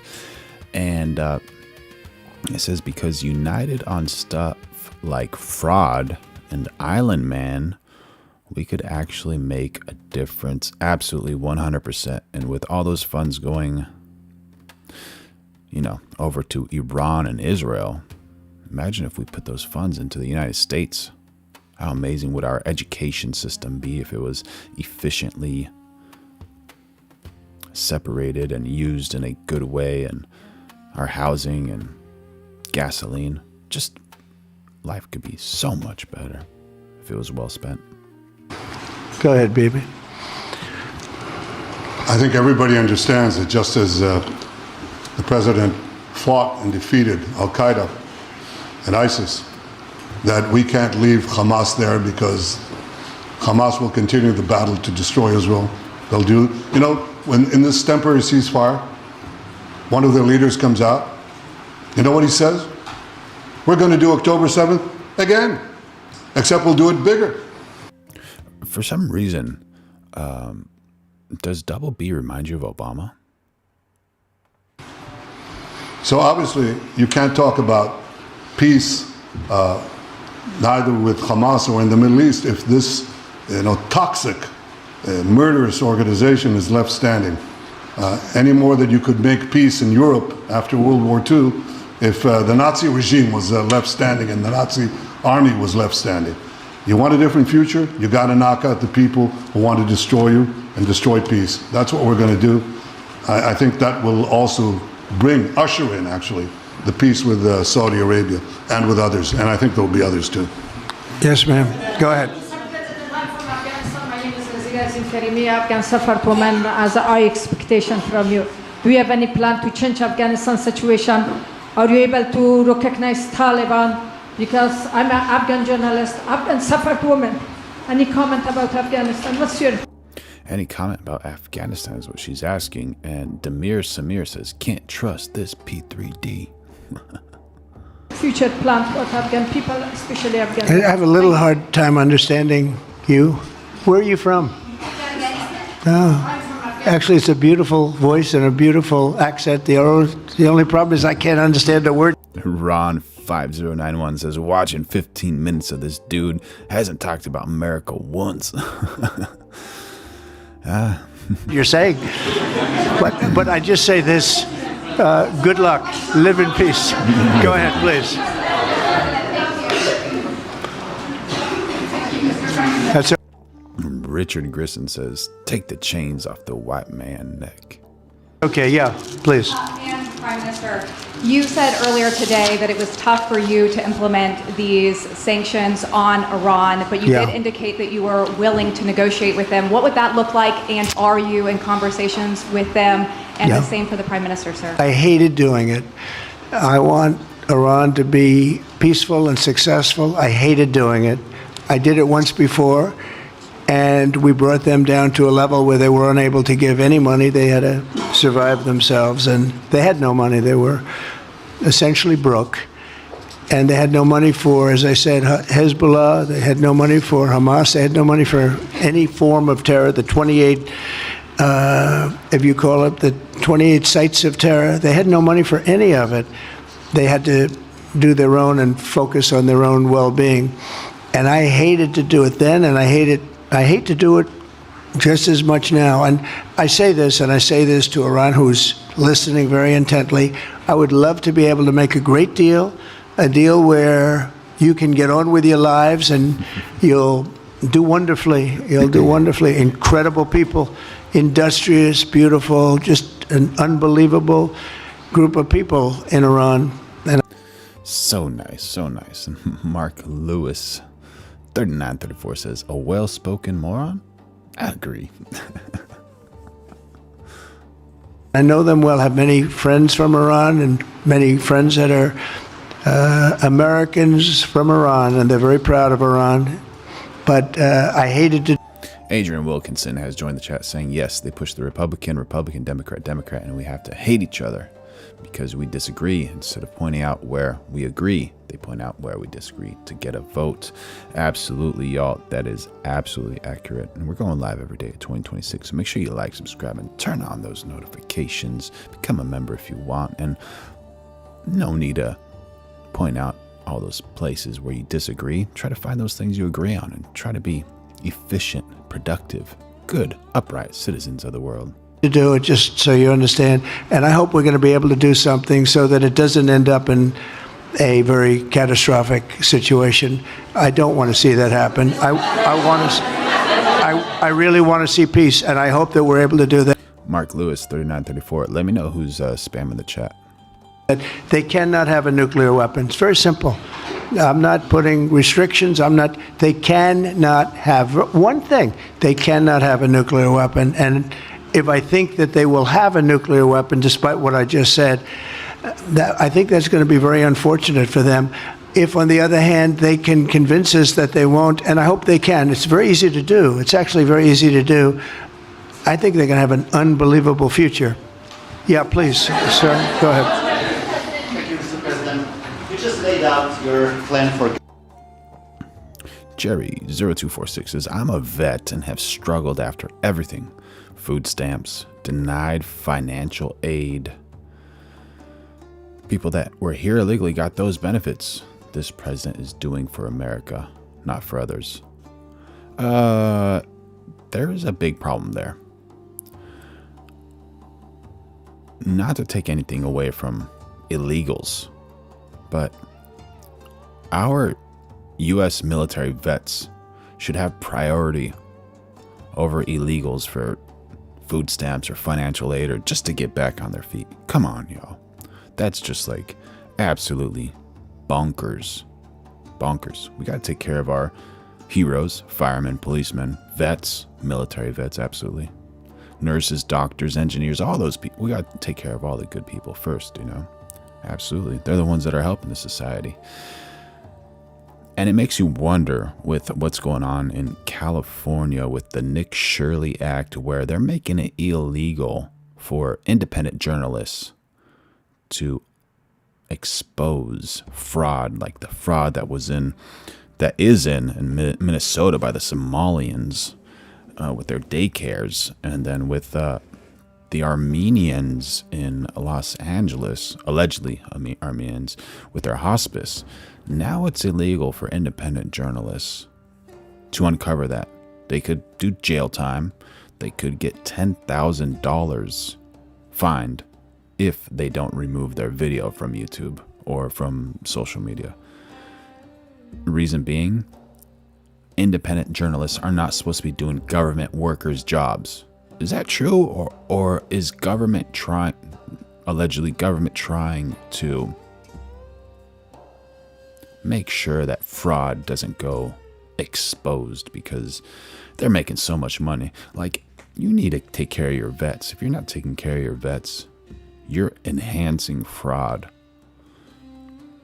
There doesn't make any other logical sense. Prove me wrong, like, please, but that's what I think is the reason they're not helping U.S. citizens, especially vets, first over illegal immigrants. And nothing to take away from illegal immigrants. There's a lot of nice illegal immigrants, and there's a lot of nice vets, but just get your priorities straight, right? Make sure you all like, subscribe, turn on notifications, going live every single day of 2026, and become a member if you want. Gaza. Yes. Can you lay out your plan for Ukraine and also... For Ukraine? For Ukraine, yes. You consider yourself a strong leader. You blamed your predecessor for letting Russia to take over Ukraine. Will you demand from Putin to get out of Ukraine, from sovereign territory of Ukraine? So we're dealing right now in the subject. I don't want to spend a lot of time because we're here for another reason, but we are having very good talks, very constructive talks on Ukraine. And we are talking to the Russians. We're talking to the Ukrainian leadership. It would have never happened. That would have never happened. It should have. Tree Roji, Democrat ID photo. Clown face. Hilarious, bro. Thank you for that laugh. My goodness. Captain Blackbird has joined the chat. If only the Native Americans spoke to Europeans this way. Illegal is illegal, then things would be different. It would have never happened. I get reports every week. The number of soldiers, mostly soldiers now, the cities have been largely demolished. You talk about a very sad sight to see. We talk Gaza. Well, many of these cities look as bad as Gaza and worse, what's happened to them. And I want to see that end. And I want to see it end for one simple reason: the life of young people being absolutely obliterated. Horrible, horrible. Jerry 0246 says, I live on the border and I work with them. I see it every day. Not only that, they sell their stamps for money. And Ellie Not Given says, what more are they supposed to do for us vets? We get socialized medicine, which is awesome. Walk into VA, they just start helping me instead of referring me all over the place. Both sides. You probably have 700,000 Ukrainian soldiers dead, 800,000, maybe more Russian soldiers dead. It's very flat land, and the only thing that's going to stop a bullet is a human body. Lucid Aguera says, who invited illegals to the USA by having open borders? The Democrats. The Democrats gave illegals free money and benefits that should have gone to Americans 100%. Thank you for joining in on the chat. That is what I'm talking about. Make sure you all like, subscribe, turn on notifications. Going live every day at 2026. Become a member if you want. In this case, usually soldiers. And the numbers are staggering. When you hear the real numbers in Ukraine, what the numbers are, and this doesn't include the cities that have been demolished and all of the people that were killed. So I want to see it stopped. We're having very good talks, and I think we're going to get it. I think something will be, hopefully dramatically, it will rise above everything. You can't let this continue. This is an absolute slaughter that's taking place on the beautiful farmlands of Ukraine, and we have. Thank you, Terran Heart of Soul. Happy to have you on board, buddy. Thank you. To stop it. We can't let this continue. It is a human tragedy, and we're going to try very hard to stop it. Yeah, please go ahead, sir. Go ahead. Mr. President, thank you very much. Okay, Mr. President, what's your view about Palestinian leader Abbas' role in all the regional changes you want to do? And a question for the Prime Minister: what's your view on President Trump wanting to reach a deal with Iran and not a much more active military stance towards him? Go ahead, baby. Go ahead. I think the president just said something that I think is the pivot of everything that we're talking about. He said Iran cannot have a nuclear weapon. And we fully agree with that. If this goal can be achieved by a maximum pressure campaign, so be. Try very hard to stop it equals make sure I see some UFC fights with Dana White. From Captain Blackbird number 7. But I think the most important thing is to focus on the goal, which the president just did, and I fully agree with him. Platinum P14 says, I'd like better mental health support for vets. Free or subsidized housing. If you fight for this country, you shouldn't be homeless. Period. Well said. Well said. Who's going to argue with you about that, man? Come on. Well, I said it, and he said it very well. It's a campaign of pressure to see if we can get something done. He doesn't want to do what some people think will automatically happen because they're very difficult people to deal with, as you know. But if we could solve this problem without warfare, without all of the things that you've been witnessing over the last number of years, it would be. I think it would be a tremendous thing. Go ahead, please. Do you have any plans to visit Israel soon? To visit where? Israel and Gaza. Well, I love Israel. I will visit there, and I'll visit Gaza, and I'll visit Saudi Arabia, and I'll visit other places all over the Middle East. The Middle East is an incredible place, so vibrant, so it's just one of the really beautiful places, and with great people. And I think a lot of bad leadership has taken place in the Middle East that's allowed this to happen. It's just terrible. And that includes on the American side, by the way. We should have never gone in there a long time ago, spent trillions of dollars and created so much death. So that includes Americans. But yeah, I'll be visiting. Today, I'm delighted to welcome Israeli Prime Minister Benjamin. He's going to be visiting. He's going to be visiting.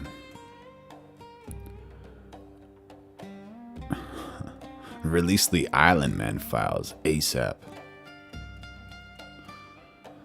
Yeah.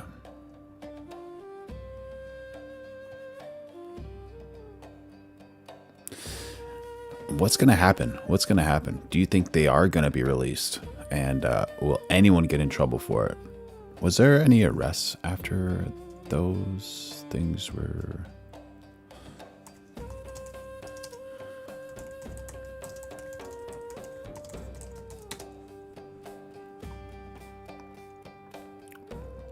Yes, there have been arrests linked to Island Man files, but not in the U.S., while the U.S. Department of Justice has made no new arrests following the release of the documents citing insufficient evidence. Arrests occurred in the U.K. related to allegations of misconduct in public office. Andrew Mountbatten Windsor, formerly Prince Andrew, was arrested on February 19th, 2026. Oh, that's wild. By UK police over suspicions he shared confidential government information with Island Man while serving as a trade envoy. He was released on bail and remains under investigation. Peter Mandelson, former UK ambassador to the US, was arrested on February 23rd, 2026 on similar charges relating to passing sensitive government information to Island Man. He was also released on bail and denies wrongdoing. These investigations stem from disclosures that both men maintain close ties with Island Man after his 2008 conviction and allegedly shared official information, potentially violating the UK's Official Secrets Act. In contrast, US prosecutors have not filed additional charges, stating they lack credible evidence for criminal convictions beyond Guillermo, formerly Prince Andrew.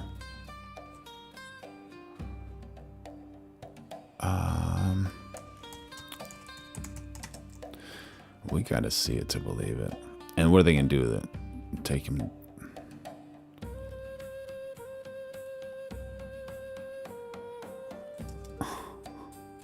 Yeah. All right. I guess that looks like that might be one of those pictures. That's a kind of compromised look. He doesn't look to be doing too well back there. Or maybe he was just like scared someone honked a horn and then flashed a picture, right? This is Andrew Mountbatten Windsor, formerly Prince Andrew. And this is Peter Mandelson.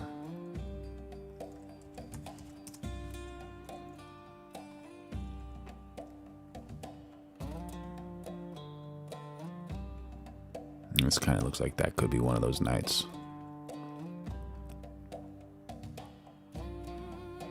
There he is with POTUS. Benjamin Netanyahu. So there has been 2 arrests, just they've been not in the United States. Back to the White House. It's a wonderful feeling and a wonderful event. We had fantastic talks.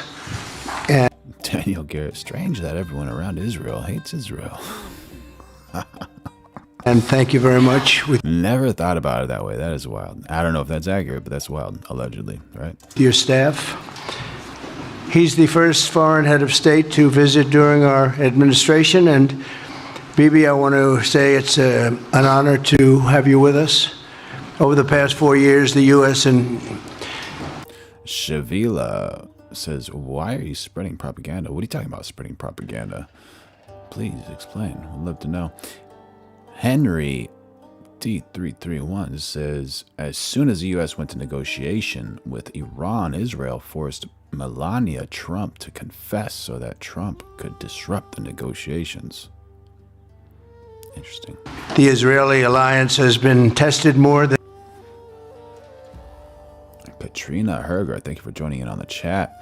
Prince Andrew wasn't very important to the family, so obviously they threw him under the bus to save all the rest of their behinds. Yeah, very possible. Make sure y'all like, subscribe, and turn on notifications. Going live every day at 2026, and become a member if you want. Than any time in history. But the bonds of friendship and affection between the American and Israeli people have endured for generations, and they are absolutely unbreakable. They are unbreakable. I'm confident that under our leadership, the cherished alliance between our 2 countries will soon be stronger than ever. We had a great relationship. We had great victories together 4 years ago. Not so many victories over the past 4 years, however. In my first term, Prime Minister and I forged a tremendously successful partnership that brought peace and stability to the Middle East like it hadn't seen in decades. Together we defeated ISIS, we ended the disastrous Iran nuclear deal, one of the worst deals ever made, by the way, and imposed the toughest ever sanctions on the Iranian regime. We starved Hamas and Iran's other terrorist proxies, and we starved them like they had never seen before. Resources and support disappeared for them. I recognized Israel's capital, opened the American embassy in Jerusalem, and got it built, by the way. Built it too, just not only designated it, but got it built at a price that nobody's seen for 40 years. We got it built, it's beautiful, all Jerusalem stone, right from nearby, and it's something that's very special. And recognized Israeli sovereignty over the Golan Heights, something that they talked about for 70 years, and they weren't able to get it, and I got it.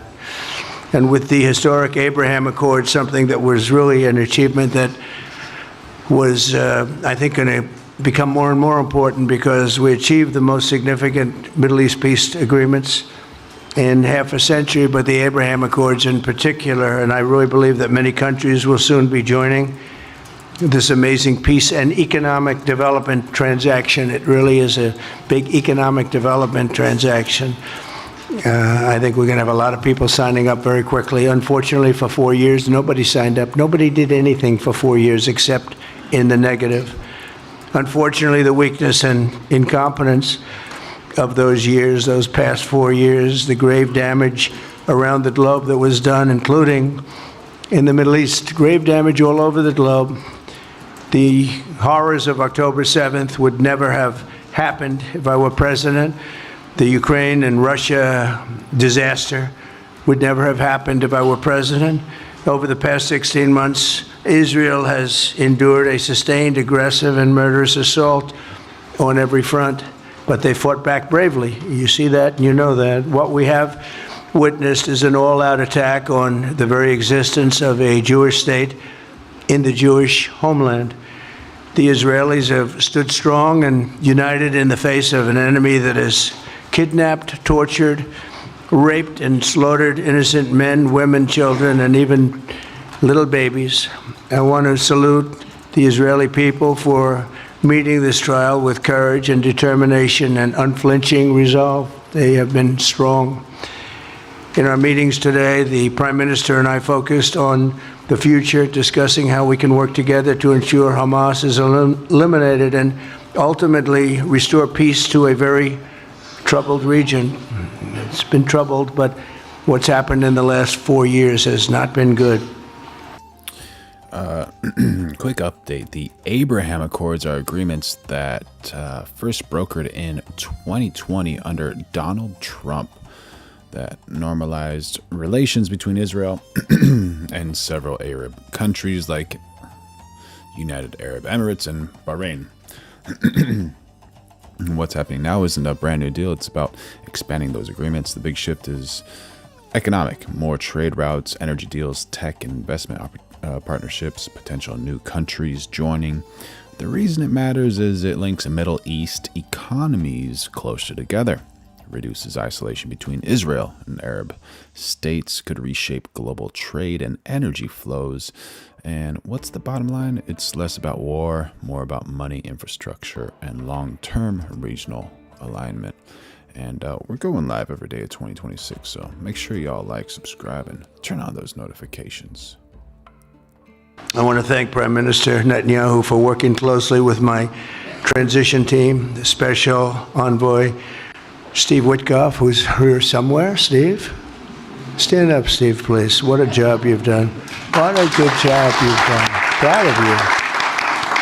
Done a fantastic job. National Security Advisor Mike Waltz. Thank you, Mike, for working so well with us. Thank you. We have, in addition, Marco Rubio, who is on the phone right now, listening to every single word that we say, and he's going to be great. And Pete, congratulations. And Scott, congratulations. I see you're here. And Caroline's been doing a great job. She's really probably talked about more than anybody here. She's done a fantastic job, and thank you very much, Caroline. We're proud of you. But we'll only be satisfied when all of these problems are solved, and we have the team to solve them, and that's going to happen. And it's going to happen, I think, very quickly. I also strongly believe that the Gaza Strip, which has been a symbol of death and destruction for so many decades, and so bad for the people anywhere near it, and especially those who live there, and frankly, who's been really very unlucky. It's been very unlucky. It's been an unlucky place for a long time. Yeah. Being in its presence just has not been good, and it should not go through a process of rebuilding and occupation by the same people that have really stood there and fought for it and lived there and died there and lived a miserable existence there. Instead, we should go to other countries of interest with humanity. Yeah, it's so wild. The transcription is not accurate to what they're saying. This is very weird. Very weird. Great catch, Chloe Dante. Humanitarian hearts, and there are many of them that want to do this and build various domains that will ultimately be occupied by the 1.8 million Palestinians living in Gaza, ending the death and destruction and, frankly, bad luck. This can be paid for by neighboring countries of great wealth. It could be 1, 2, 3, 4, 5, 7, 8, 12. It could be numerous sites, or it could be one large site. But the people will be able to live in comfort and peace, and we'll make sure something really spectacular is done. They're going to have peace. They're not going to be shot at and killed and destroyed like this civilization of wonderful people has had to endure. The only reason the Palestinians want to go back to Gaza is they have no alternative. It's right now a demolition site. This is just a demolition site. Virtually every building is down. They're living under fallen concrete that's very dangerous and very precarious. They instead can occupy all of a beautiful area with homes and safety, and they can live out their lives in peace and harmony instead of having to go back and do it again. The U.S. will take over the Gaza Strip, and we will do a job with it too. We'll own it and be responsible. Henry says Israel is using island man files to throw the world into chaos, exploiting the weaknesses of global leaders to advance its evil goals. The world must stand against it. What do you think, chat? Fake news or real news? Responsible for dismantling all of the dangerous unexploded bombs and other weapons on the site, level the site and get rid of the destroyed buildings, level it out, create an economic development that will supply unlimited numbers of jobs and housing for the people of the area. Do a real job, do something different. Just can't go back. If you go back, it's going to end up the same way it has for 100 years. I'm hopeful that this ceasefire could be the beginning of a larger and more enduring peace that will end the bloodshed and killing once and for all. With the same goal in mind, my administration has been moving quickly to restore trust in the alliance and rebuild American strength throughout the region. And we've really done that. We're a respected nation again. A lot's happened in the last couple of weeks. We are actually a very respected nation again. I ended the last administration's de facto arms embargo on over $1 billion in military assistance for Israel. And I'm also pleased to announce that this afternoon, the United States withdrew from the anti-Semitic UN Human Rights Council and ended all of the support for the UN Relief and Works Agency, which funneled money to Hamas and which was very disloyal to. GG Fame says, jabs and more jabs, jabs and more jabs, jabs and jabs. Humanity. Today, I also took action to restore a maximum pressure policy on the Iranian regime. Oh my, oh my God, excuse me.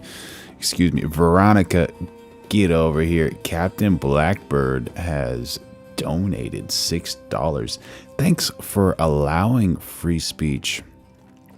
And for that, Veronica, this is for Captain Black. Thank you for your support. I love you. Wishing you and your family the best. Go on and do your push-ups, Veronica. Thank you so much, Captain Blackbird 7. You are the man. The Lord loves you. I love you. Everybody loves you. And we will once again enforce the most aggressive possible sanctions, drive Iranian oil exports to zero, and diminish the regime's capacity to fund terror throughout the region and throughout the world. We had no threat when I left office. Iran was not able to sell oil. Nobody was buying oil because I said, don't buy it. If you buy it, you're not doing any business with the United States. And Hamas was not being funded. Hezbollah was not being funded. Nobody was being funded. There would never have been an October 7th. 2 weeks ago, I once again designated the Houthis as a terrorist organization. They're trying to destroy world shipping lanes, and that's not going to happen. And over the weekend, I ordered airstrikes against senior ISIS leaders hiding in the caves of Somalia and took them out. Here in America, we've begun the process of deporting foreign terrorists, jihadists, and Hamas sympathizers from our soil, just as we have people that are extremely evil. Mohammed Ahmadi says, thank you for allowing haters and idiots. Oh my goodness. We're going live every day at 2026. Make sure y'all like, subscribe, and turn on those notifications and become a member if you want. And we're sending them out of our country. They came from jails. They came from mental institutions and insane asylums, and they were dumped into our country. They're gang members. We're getting them out at numbers that nobody can actually believe. And every single country is taking those people back. They said they would never take them back, and they're all taking them back, and they're taking them back very gladly.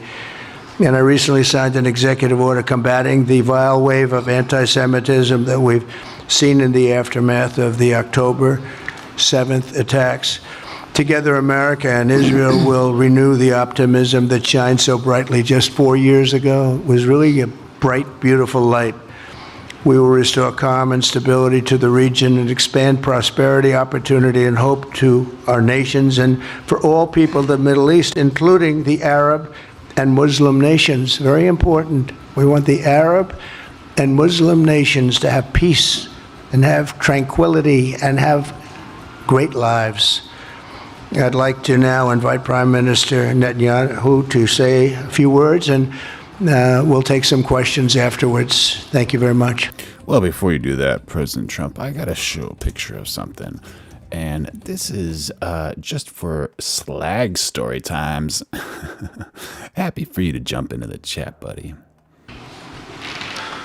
Thank you, Mr. President. I'm honored that you invited me to be the first foreign leader to visit the White House in your second term. This is a testament to your friendship and support for the Jewish state and the Jewish people. I've said this before, I'll say it again. You are the greatest friend Israel has ever had in the White House. Greatest friend ever. And that's why the people of Israel have such enormous respect for you. In your first term, you recognized Jerusalem as Israel's capital. You moved the American embassy there. You recognized Israel's sovereignty over... Captain Blackbird says, I'll say it again, we need more dollars. Yeah. Make sure y'all like, subscribe, turn on notifications. Come on, member. Do a super chat if you want. We need more dollars. The Golan Heights. You withdrew from the disastrous Iran nuclear deal. I remember we spoke about it. You said, this is the worst deal I've ever seen. I'm elected, I'm walking out of it. That's exactly what you did. And I think it speaks loudly for just common sense, just looking at things and seeing them as they are. And of course, you also brokered the groundbreaking Abraham Accords in which Israel made peace with 4 Arab states. We did this in 4 months. Nothing happened for a quarter of a century, but in 4 months, we were able, working together under your leadership, to have 4 historic peace accords. Henry D says Trump has threatened to push Iran back to the Stone Age if it does not surrender. Total destruction? Only a crazy P3D could speak this way. How can't the U.S. restrain him? Very good question. Very good question. And interesting thought. What do you think, chat? What do you think? And now in the first days of your second term, you picked up right where you left off. Your leadership to help bring our hostages home, among them American citizens. You freed up munitions that have been withheld from Israel. They had been withheld from Israel in the midst of a 7-front war for our existence. And you just freed it. You ended unjust sanctions against law-abiding Israeli citizens. You boldly confronted the scourge of anti-Semitism. You stopped funding, as you just said, international organizations like UNRWA that support and fund terrorists. And today, you renewed the maximum pressure campaign against Iran. Ladies and gentlemen, all this in just 2 weeks. Can we imagine where we'll be in 4 years? I can. I know you can, Mr. President. For our part, we in Israel. Oh my gosh. Scott Walsh has joined the chat 2741 saying, I'm America. Veronica, you got to come back over here. Veronica, get over here. Thank you for your support. I love you. Wishing you and your family the best. Go on and do those push-ups, girl. Go on and do those. Everybody loves you, Scott Walsh. Thank you so much, buddy. Thank you so much. I've been pretty busy too. Since the horrendous October 7th attack, we've been fighting our common enemies and changing the face of the Middle East. On that infamous day, Hamas monsters Veronica just brings W's always. savagely murdered 1,200 innocent people, including more than 40 Americans. They beheaded men, they raped women, they burnt babies alive, and they took 251 people hostage to the dungeons of Gaza. And after this worst attack on Jews since the Holocaust, Iran and its henchmen in the Middle East were absolutely ecstatic. Haniya praised the massacre. Sinwar said that Israel was finished. Nasrallah boasted that Israel was, here's what he said, as feeble as a spider's web. Well, Mr. President, Haniya is gone. Sinwar is gone. Nasrallah is gone. We've devastated Hamas. We decimated Hezbollah. We destroyed Assad's remaining armaments. And we crippled Iran's air defenses. And in doing this, we've defeated some of America's worst enemies. We took out terrorists who were wanted for decades for shedding rivers of American blood, including the blood of 241 Marines murdered in Beirut. We accomplished all this with the indomitable spirit of our people and the boundless courage of our soldiers. The Bible says that the people of Israel shall rise like lions, and boy did we rise. Today, the roar of the Lion of Judah is heard loudly throughout the Middle East. Israel has never been stronger, and the Iran terror axis has never been weaker. But as we discussed, Mr. President, to secure our future and bring peace to our... He calls him Mr. President. There you go. And Mobile Mechanics has joined the chat. He says, laugh out loud. That's why you're standing there looking for supporters if you've accomplished so much. Thank you for your chat, buddy. Our region, we have to finish the job. In Gaza, Israel has 3 goals.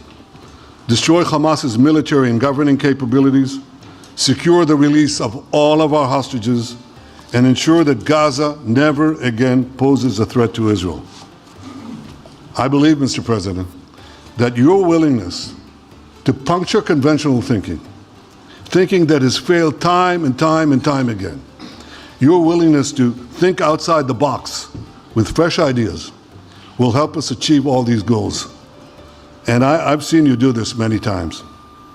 You cut to the chase. You see things others refuse to see. You say things others refuse to say. And after the jaws drop, people scratch their heads and they say, you know, he's right. And this is the kind of thinking that enabled us to bring the Abraham Accords. This is the kind of thinking that will reshape the Middle East and bring peace. We also see eye to eye on Iran. That's the same Iran that tried to kill us both. They tried to kill you, Mr. President. They tried through their proxies to kill me. We're both committed to rolling back Iran's aggression in the region and ensuring that Iran never develops a nuclear weapon.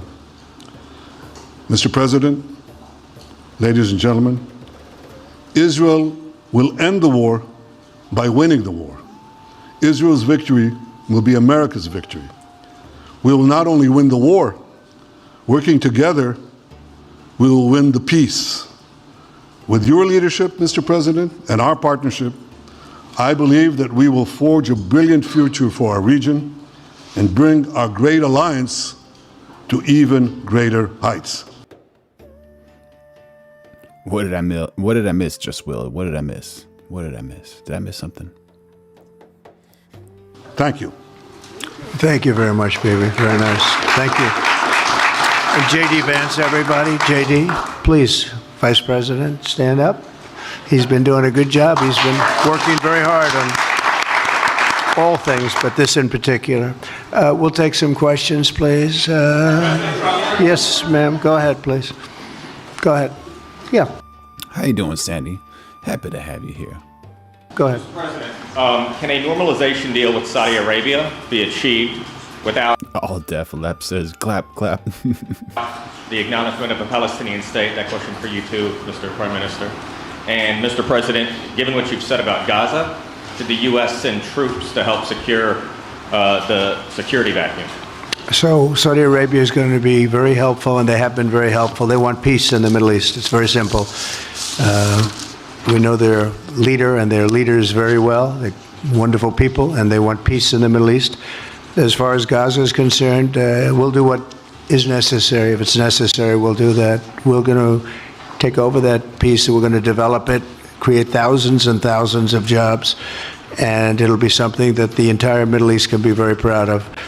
But everybody feels that continuing the same process that's gone on forever, over and over again, and then it starts, and then the killing starts, and all of the other problems start, and you end up in the same place, and we don't want to see that happen. So by the United States, with its stability and strength, owning it, especially the strength that we're developing and developed over the last fairly short period of time, I would say really since the election, I think we'll be a keeper of something that is very, very strong, very powerful, and very, very good for the area, not just for Israel, for the entire Middle East. Very important. And we'll, again, have thousands of jobs, and there'll be jobs for everyone, not for a specific group of people, but for everybody.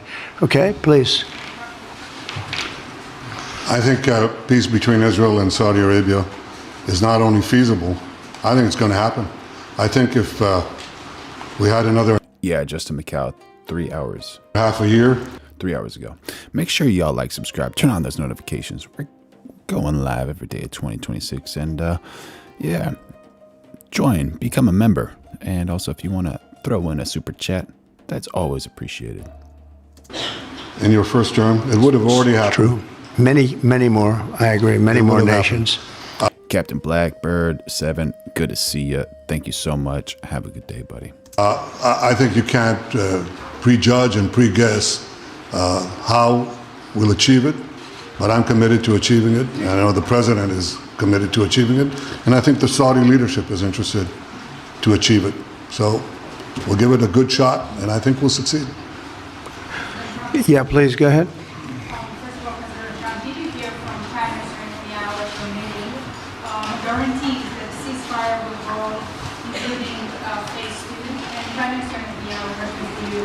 Why are you refusing to set up a How you doing, the cool tester? Good to see you. national commission to investigate failures of the process? Well, I can't tell you whether or not the ceasefire will hold. We've done, I think, a very masterful job.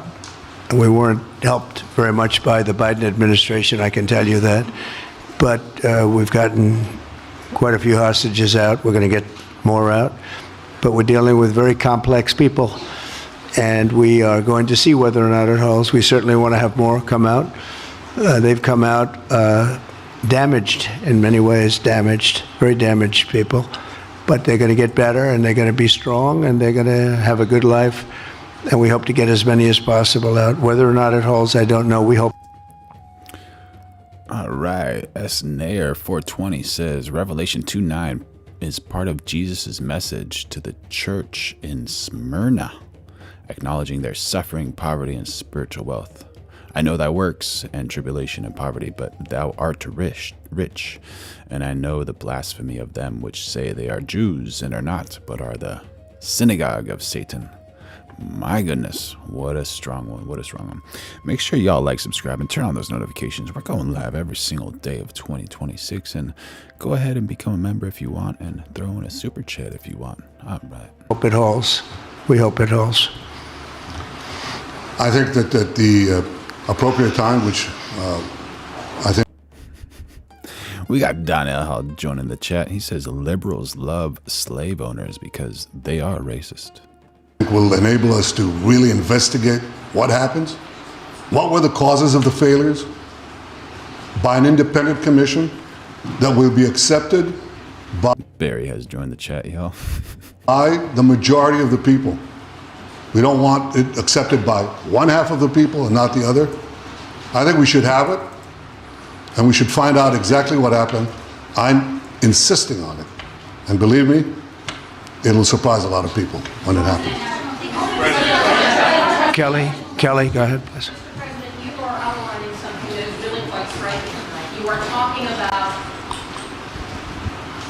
Okay. Thank you, Mr. President, Mr. Prime Minister. You are talking tonight about the United States taking over a sovereign territory. What authority would allow you to do that? Are you talking about a permanent occupation there, redevelopment? And Mr. Prime Minister, do you see this idea as a way to expand the boundaries of Israel and to have a longer peace, even though the Israeli people know how important that land is to you and your citizens, just as the space is inherited by the Palestinians as well? I do see a long-term ownership position, and I see it bringing great stability to that part of the Middle East and maybe the entire Middle East. And everybody I've spoken to, this was not a decision made lightly. Everybody I've spoken to loves the idea of the United States owning that piece of land, developing and creating thousands of jobs with something that will be magnificent in a really magnificent area that nobody would know. Nobody can look because all they see is death and destruction and rubble and demolished buildings falling all over. It's just a terrible sight. I've studied it. I've studied this very closely over a lot of months, and I've seen it from every different angle, and it's a very, very dangerous place to be, and it's only going to get worse. And I think this is an idea that's gotten tremendous, and I'm talking about from the highest level of leadership, gotten tremendous praise. And if the United States can help to bring stability and peace in the Middle East, we'll do that. Bibi? I mentioned again tonight our three goals, and the third goal is to make sure that Gaza never poses a threat. We got Adams HB411 coming in the chat saying Rothschild supported the Vandenbergs, the Rockefellers, and other families to control the U.S. economy, as well as the 5 boys from Poland that owns Hollywood and the big studios. Dropping in some knowledge in the chat. Thank you so much for dropping in that knowledge. Always happy to have you here. Very cool. Make sure y'all like, subscribe, and turn on those notifications. Going live every single day of 2026. Yeah, it did sound like he added an A inside of his name, double B. That was a funny one.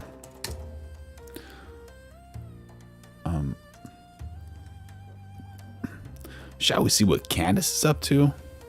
All right, you guys, happy Tuesday. I have an episode for you. I really have an episode for you. You should just be sitting down and watching this with somebody because your jaw is just a heavy assist. Now, that's unimaginable to me.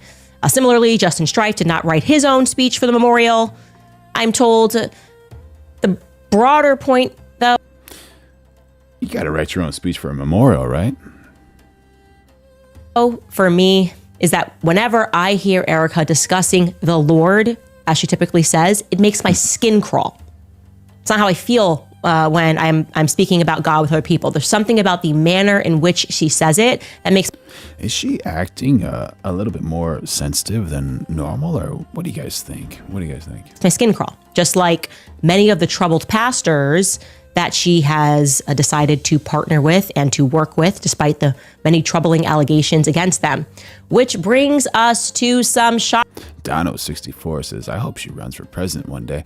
Do you think she's going to perform extremely well? You know, you never know. She could be an amazing president. You never know. Shocking news for you today. Because for months, I have just been quietly working on my Egyptian plane timeline. Started with one plane, then I realized there was 2 planes, 3 planes, 4 planes.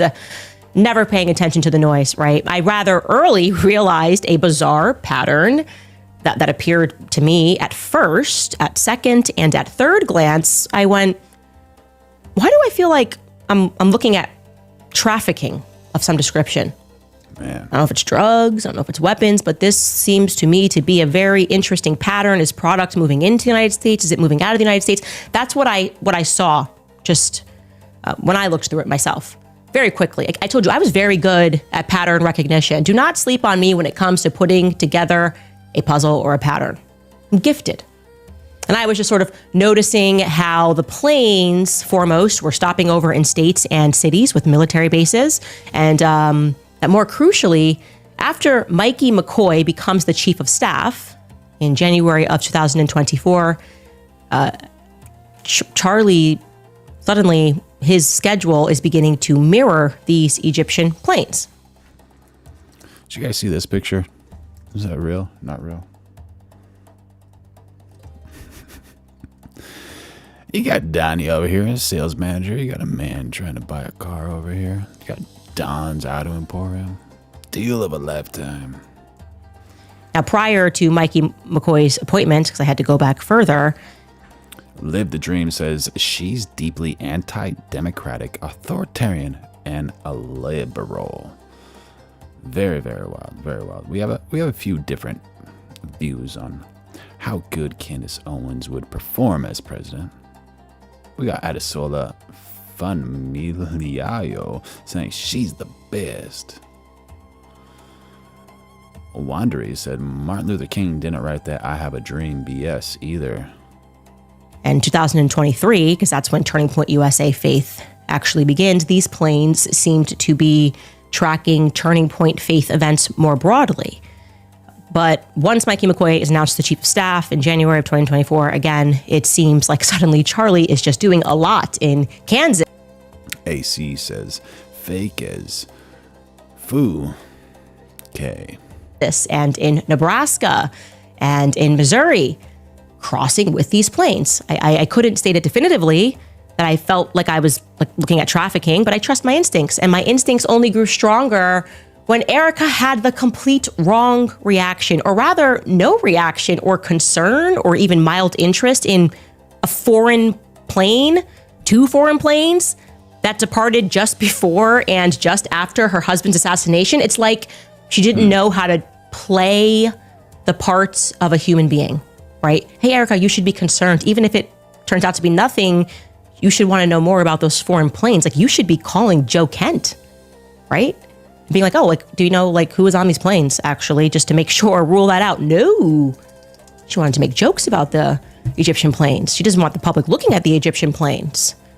Anyway, as I was working through this spreadsheet, even more last week, we were contacted by someone who said that he was afraid for his life, but that he felt that he had to speak out and tell the truth for Charlie. Now, I wasn't sure if he was being melodramatic. We get a lot of emails. We get a lot of people that reach out. They will claim to have a very big story. Yeah, I'm always curious about how does Candace Owens actually find the truth in these stories? You have these sources that you're like, okay, this person tells me 90% of the truth. That's a great source, And then you have these people that say maybe about 5% of what this person tells me is the truth. How do you you guess you got to cross-reference, right? You got to do something with it. And sometimes they don't have that much to add or to share. But after speaking to him on the phone and then saying, let me just read through your email more thoroughly, I am certain he was not being dramatic, at all, actually. So I'm going to tell you about this young man. His name is Corby Hall. And Corby Hall, you should know, manufactures guns. Specifically, he began to manufacture. And make sure y'all subscribe, turn on those notifications, and become a member if you want.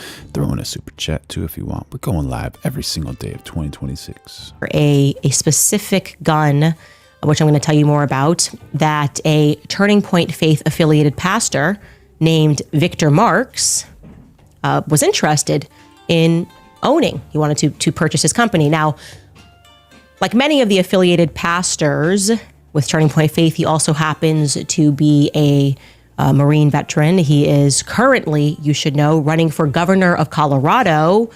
And he chose to announce his intention to run for governor of Colorado at a Charlie Kirk Memorial event in Denver on September 14th, just a couple of days after Charlie was assassinated. He said that he felt in that moment, given the weight of the assassination, that God was calling him to run. Okay. How else is he tied to Turning Point? Well, he teaches an online educational course for Turning Point Faith entitled Freedom from Pornography. He also claims his 20-year-old son was at one point Charlie Kirk's assistant who, quote, spent much time with Erica and their first baby girl, end quote. Mike L1I says the communist Demi rats are getting exposed and dismantled. Now, we've been unable to confirm. Boneheaded D says Candace Owens lies about a lot of stuff. It's just sheer coincidence. She gets some of it right. A blind squirrel finds a nut every now and again. There you go. There you go. That he was Charlie's assistant. I certainly don't remember him being Charlie's assistant, but we'll take Victor Marx's word for it. And more crucially, you should know that he's not lying about his relationship with Erica, at the very least, right? Because Pastor Victor Marx and his wife Eileen Marx were one of the very first people to go see and greet Erica in the days following Charlie's assassination. They comforted her with cameras rolling, of course, because as we have established, it is perfectly normal to record these intimate, private moments of you grieving and seeing your friends after your husband was brutally assassinated in front of the world, right? You see your friend less than 48 hours later, make sure the cameras are going to capture your grief. And then not only should they capture your grief that first time you hug your friend and see them, someone should just be like recording for Instagram, then someone should upload it to Instagram, as Victor Marx did, and put some, I don't know, impassioned music behind it. I'm going to show you that. I'm going to show you that beautiful hug captured and shared. Is she using sarcasm right here? Man, oh man. I'm guessing she just doesn't want people to like capture those moments of like utter sadness. Or maybe she's saying that this is kind of staged. Between Erica Kirk and Eileen Marx. Take a look. Is what it means. The moment Erica Kirk sees Eileen Marx for the first time since Charlie went to heaven. To be held, how it feels. Okay. That Erica Kirk sees Eileen for the first time. Yeah, I think she's saying it's staged, right? After Charlie Kirk's assassination. Okay. If you're interested in that music, that song was called Held by Natalie Grant. Beautiful, just beautiful. Could you imagine it though? Could you imagine that letting people capture that? None of this is normal. This was a grief marketing campaign, but I digress because first I should point out, you may have also noted that Erica has her phone in her hand, the one that she allegedly did not turn on for weeks after Charlie died. But I digress again because I'm going to show you another. Cook D-San says, monetize my grief, bro. Yeah. 100%. Is that what Erica's doing? Never know. Speaking of monetize, make sure y'all like, subscribe, turn on those notifications, going live every single day of 2026, and become a member or throw in a super chat if you want. Photo this time of Jerry0246 is not staged, but they use a tragedy for gain. Yeah, absolutely. 100% agree.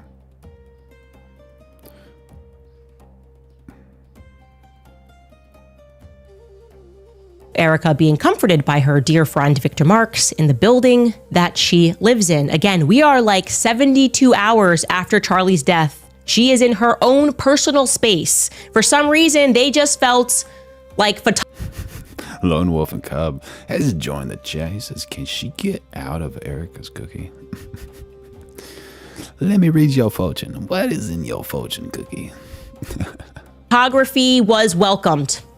Is that weird? Yes, of course it's weird. If somebody came at me in a moment of grief with a camera to take pictures of me crying after I got out of a car to see them, I would hit someone. I think that's a more normal reaction. Ooh, blood-addled saying, I dislike Candace Owens. She promised the truth for Charlie Kirk. Then it was new unreleased bombshell info on Charlie Kirk investigation. If you purchase my subscription, she's using Kirk to make money. Oh man, that's questionable right there. I didn't know about that. That's kind of questionable. That's kind of like using your friend's passing to. That's wild. That's wild. Like, how dare you? How dare you be so invasive as to capture me in this moment of weakness and confusion? No, they wanted it captured and put onto the internet. That's what Erica wanted. I sense that. But there's more that you should know about Pastor Victor Marx, because he's a very complicated fellow, like all of the pastors that I come across that are affiliated with Turning Point Faith. Now, on background, you should know that his real name is Vaughn Victor Kennedy. Well, he says it's Vaughn. His military record says it's Vo. Vaughn Victor Melody. All right, we got a chat from Michael Conklin.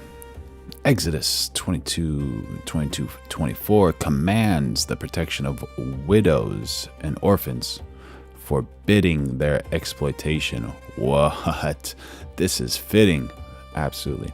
God warns that if they are mistreated and cry out, he will hear them, resulting in divine anger.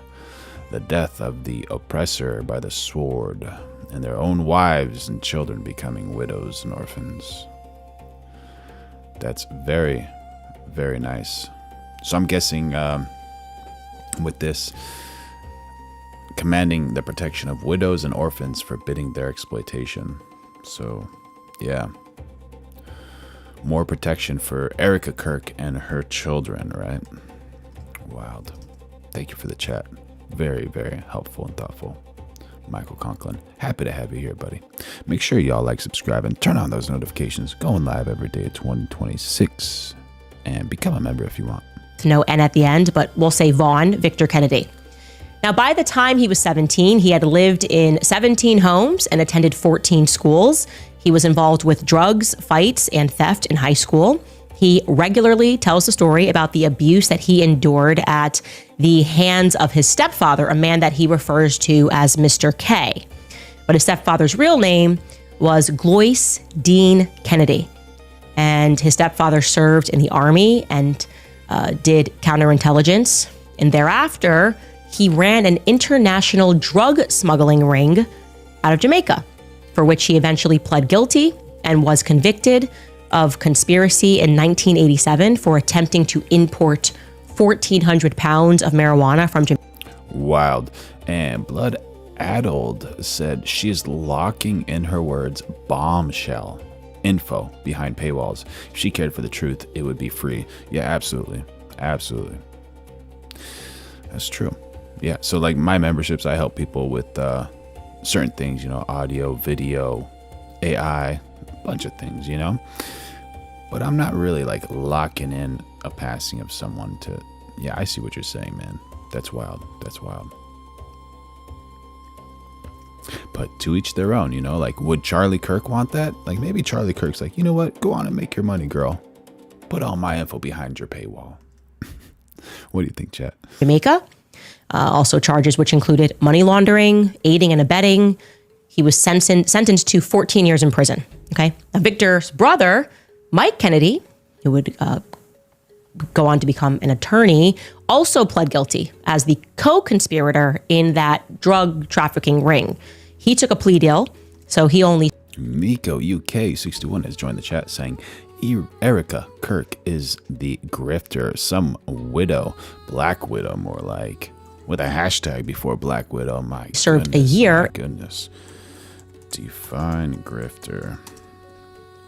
A person who swindles you by means of deception or fraud. Ah, ha, ha. Making your statement that much stronger. Thank you for teaching me something new. And a day in exchange for testifying against his stepfather, Glois. What about his biological dad? Victor Marx's biological dad was apparently cut from the same cloth. His name was Karl Marx. Okay? Karl Marx. All right. And he was a pimp, a drug dealer, and also a world-famous martial arts expert who spent time in a mental hospital for his homicidal tendencies. Now, I know what you're thinking. You're thinking maybe Victor had angelic grandparents who kept him safe from all of this dysfunction, but you would be wrong. Now, unfortunately, his grandfather, on his dad's side, killed his grandmother before he turned the gun on himself and committed suicide in public. What about Victor himself? Well, Victor killed a man at the age of 7, but to be clear, Victor is very open about that story, as he is. Salty Super Spreader 3647 has joined the chat. Like Charlie, but he took a honeypot. With every story, some people don't believe his stories. I'll let you be the judge.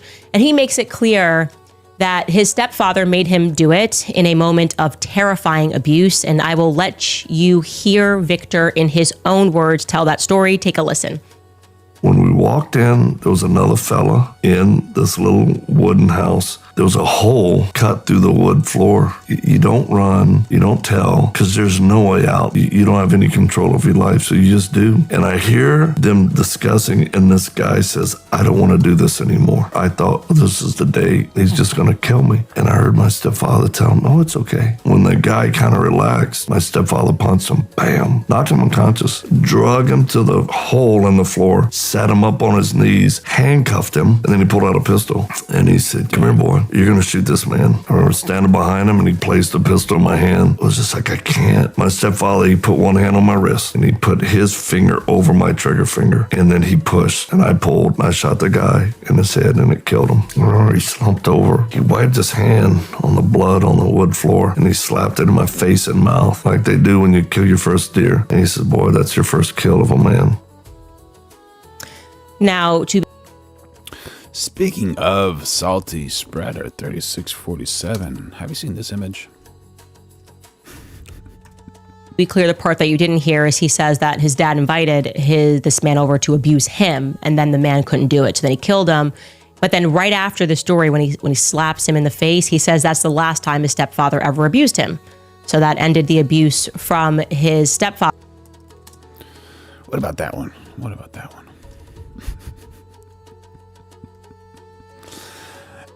Lone Wolf and Cub says Erica Kirk is a CIA agent. I thought she was a Mossad agent. Pretty strange. The lies aren't consistent. Oh, Corvus album. Nice one.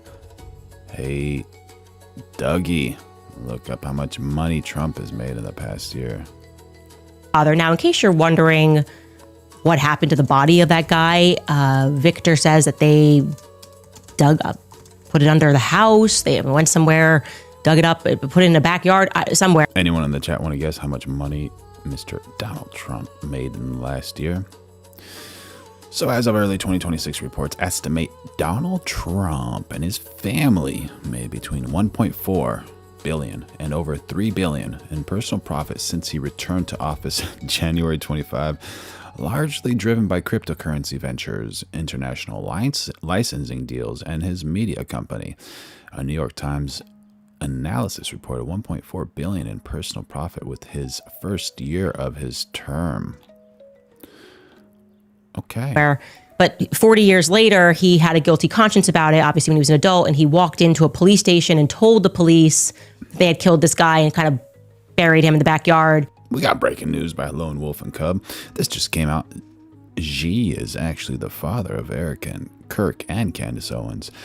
But I won't provide evidence like Candace does, but don't you find strange that all of them breathe? Probably satirical. But that particular police officer was like, oh, it's okay. You know, it's been a long time, so it's all good. Again, some people struggle to believe some of his stories. I'm not here to judge his stories. I'm just going to tell you what he says. I think it would be fair for us to suggest that growing up in this particular environment, Victor Marx might have learned a thing or two about moving illegal product across borders. Is that a fair assessment, right? Kids, you grow up, you see what your parents do, you might learn a thing or two. Well, I'll tell you what happens next. At the age of 18, Victor joined the Marine Corps. To be clear, he only served for 2 years. We got a chat from Bill Davis, 7090. Thank you for jumping in on the chat. Here, let me give you a quick definition.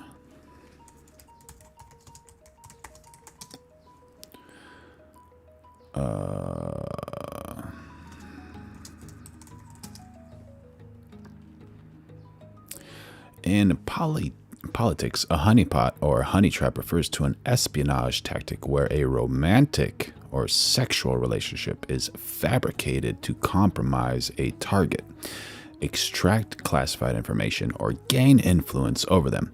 This practice, often called honey trapping, involves identifying individuals with access to valuable resources, exempli gratia, Charlie Kirk, or data, and enticing them into a false relationship that may lead to a blackmail, the theft of state secrets, or political leverage. A lone wolf and cub says Erica Kirk could honey trap me easily. Oh man, he's so happy, man. What a good guy. Angel on earth, man. Such a cool dude. Years during peacetime, stateside, no deployment. Ooh, Melania. Escarl walks. Oh man. Oh man. Before he was discharged, but this is a crucial period because that is when he says he found Jesus Christ, and he was stationed at Camp Pendleton in California and began attending the nearby Calvary Chapel. Honestly, my personal favorite church at this point. That happened in 1986. 2 years later, in 1988, he married his wife, Eileen, who you just saw Erica hugging. Eileen Brining Marx, and they would go on to have 5 kids and grandkids. In 2003, he... You out of here, Barry? Good to see you, buddy. And his brother, who got that light sentence, who was out of prison, now began All Things Possible Ministries. Okay, that's it. They were saved, of course. Calvary Chapel, as we have shown you in the past, has a long history of these sorts of characters going on to become pastors, getting involved. So the fact that he got his story started with faith with Calvary Chapel, this makes sense to me. Cool, brother. Now, it wasn't all peaches, I'll say that. In 2023, there are so many stories I could tell you, but I'm just trying to limit some of them. In 2003... Looking for Utopia has jumped into the chat saying gross to think Erica would honey trap anything. Only thing she has is looks, but personality and integrity is bankrupt. Absolutely, man. Absolutely. Or woman. I think you're spot on right there. And yeah, I can't comment any further outside of you're probably 100% right. Yeah, Barry's getting all his news from the chat. Same, bro, same. Make sure y'all like, subscribe, turn on notifications, and we're going live every single day of 2026, and become a member if you want. And no, thank you, Looking for Utopia. You're spot on right there. Thank you. Eileen, his wife's brother, Kenneth. Yeah, absolutely. As Carl walks, Melania Trump could be one of those for Mr. Trump. For some reason, his brother-in-law tried to shoot him on his own property. Fortunately, Victor made it out okay, but Eileen's brother would go on to kill his own girlfriend, for which I believe he is currently awaiting trial. Okay, a lot going on in this family. So how is Victor as a husband and a father, you might be wondering? Well, he openly admits that he punches holes in the walls of his... But the only thing about Melania Trump is she was born Melania Knavs and from Novo Mesto, Slovenia, where she was born on April 26, 1970. She grew up in the town of Sevenica, later moving to Ljubljana for school before pursuing a modeling career in Europe and eventually moving to the United States. So, if she's related in like some other way to a different country, but I don't think Slovenia necessarily needs or wants anything from the United States. His house about once a year, and he tells his wives and his kids not to cover it up so that people can see what he's done when they come over. He also openly states that he himself struggles with suicidal and homicidal tendencies. What does that mean? What does that mean when you struggle with homicidal tendencies? What does that actually mean? Did I mention that he's running for the governor of Colorado? Good luck, Colorado. See you never if this man wins. Anyway, so what does this have to do with Charlie Kirk and Turning Point and September 10th? Well, I am going to tell you because Victor, like a stepdaddy, was allegedly interested in trafficking, particularly arms, over to Haiti. And he contacted a man named Corby Hall to get this done. Now, Corby, I'm going to read you his statement, and so you know exactly who he is. And it starts with, I, Corby Hall, am the inventor, the founder, and the sole owner of Fold AR, a uniquely positioned firearms development company that specializes in producing the most compact rifles that have ever been created. By way of my patented technology, Fold AR manufactures and sells full capability rifles that remain fully assembled and deployable from a standard sized backpack within seconds. Now I'm going to show you that product that he makes, and I will also tell you that he created this after a school shooting. He became passionate. He wanted to help school resource officers be able to have an AR that they could keep in backpacks, deploy them if necessary, but that would be unassuming if you were in schools. This became his passion project, and he created this unique Fold AR. So let's watch this Fold AR in action.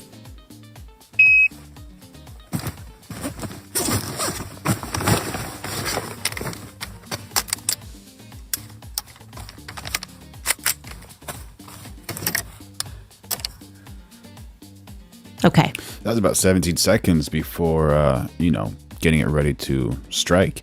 And he seemed pretty calm. In a tougher situation, might, add 3 or 4, maybe 5 seconds to it. But impressive, right? You get it. Do not go away because we are going to take a brief break before I is giving people moment. Also, I have to tell you guys about Nimi Skincare. You know it on it means that you've been code by Corby Hall. So this is going to be in first person, and he's presenting here just a timeline of the factual events regarding Victor. And by the way, I gotta respect Candace Owens a lot because she puts a lot of stuff out there, and for a few of her clips, I was like really, really worried for her, like very, very worried for her. But I give her a lot of credit and a lot of respect for how much work she's putting in. It's just unreal. Really, really unreal. And if I missed your chat, I'm sorry. Just kind of scream at me again or whatever. But we're going live every day at 2026. So make sure you like, subscribe, and turn on those notifications. Marx, again, Erica's a dear friend, right? Somebody you want to see immediately after at your home after Charlie Kirk's been assassinated. I would say that's a dear friend. Aaron Kempton 320 saying Candace Owens is insane. Please do not listen to her. This chick is evil. He writes that on or about December 1st, 2023, at the request of Victor Marx, Melody, my then girlfriend, who earned her place as COO of Fold AR, and myself drove from Texas to Colorado Springs to provide a demo of the Fold AR to Mr. Marx. Melody had followed Mr. Marx on social media for many years and noted that he was seeking. Oh my God, Daryl Shelton 4615 coming in with some W's in the chat saying, new to you, but now you're on to it. Howard Hughes first designed the honeypot program to ironically use on the government to keep them off his enterprises. What a genius, bro. I love this story. Are you serious, dude? The CIA took the program idea from him. My goodness. My goodness. What a creative man, that Howard Hughes, man. What a wild life, man. What a wild life. Thank you, Daryl Shelton, 4615. Happy to have you here, buddy. Make sure y'all like, subscribe, turn on notifications. Give some W's to Daryl Shelton for dropping that knowledge. And become a member and throw in some super chats if you want. If you're feeling super given today. The ultimate compact weapons system to Good question, Juliana Jacobs. I don't know how long it takes to fold back up, but I think it's probably harder to unfold than it is to fold usually, but we don't know. Use on quote unquote high risk missions. During our demo at his home base gun range, Mr. Marx approached me separately and asked if I would make a signature series rifle for him. He went on to tell me that he was exploring this as well with other much larger manufacturers, but that the Fold AR is, quote, the only one that makes sense. After the demo, Mr. and Mrs. Marx invited Melody and I into their house, and he proclaimed that he felt the hand of God on us and stated that he was told by God that an abundance was headed our way. During the living room meeting, Mrs. Marx identified a very unique connection between Melody and I, and she asked why we were not married. We responded that we would eventually get married, but that it was not a priority for either of us.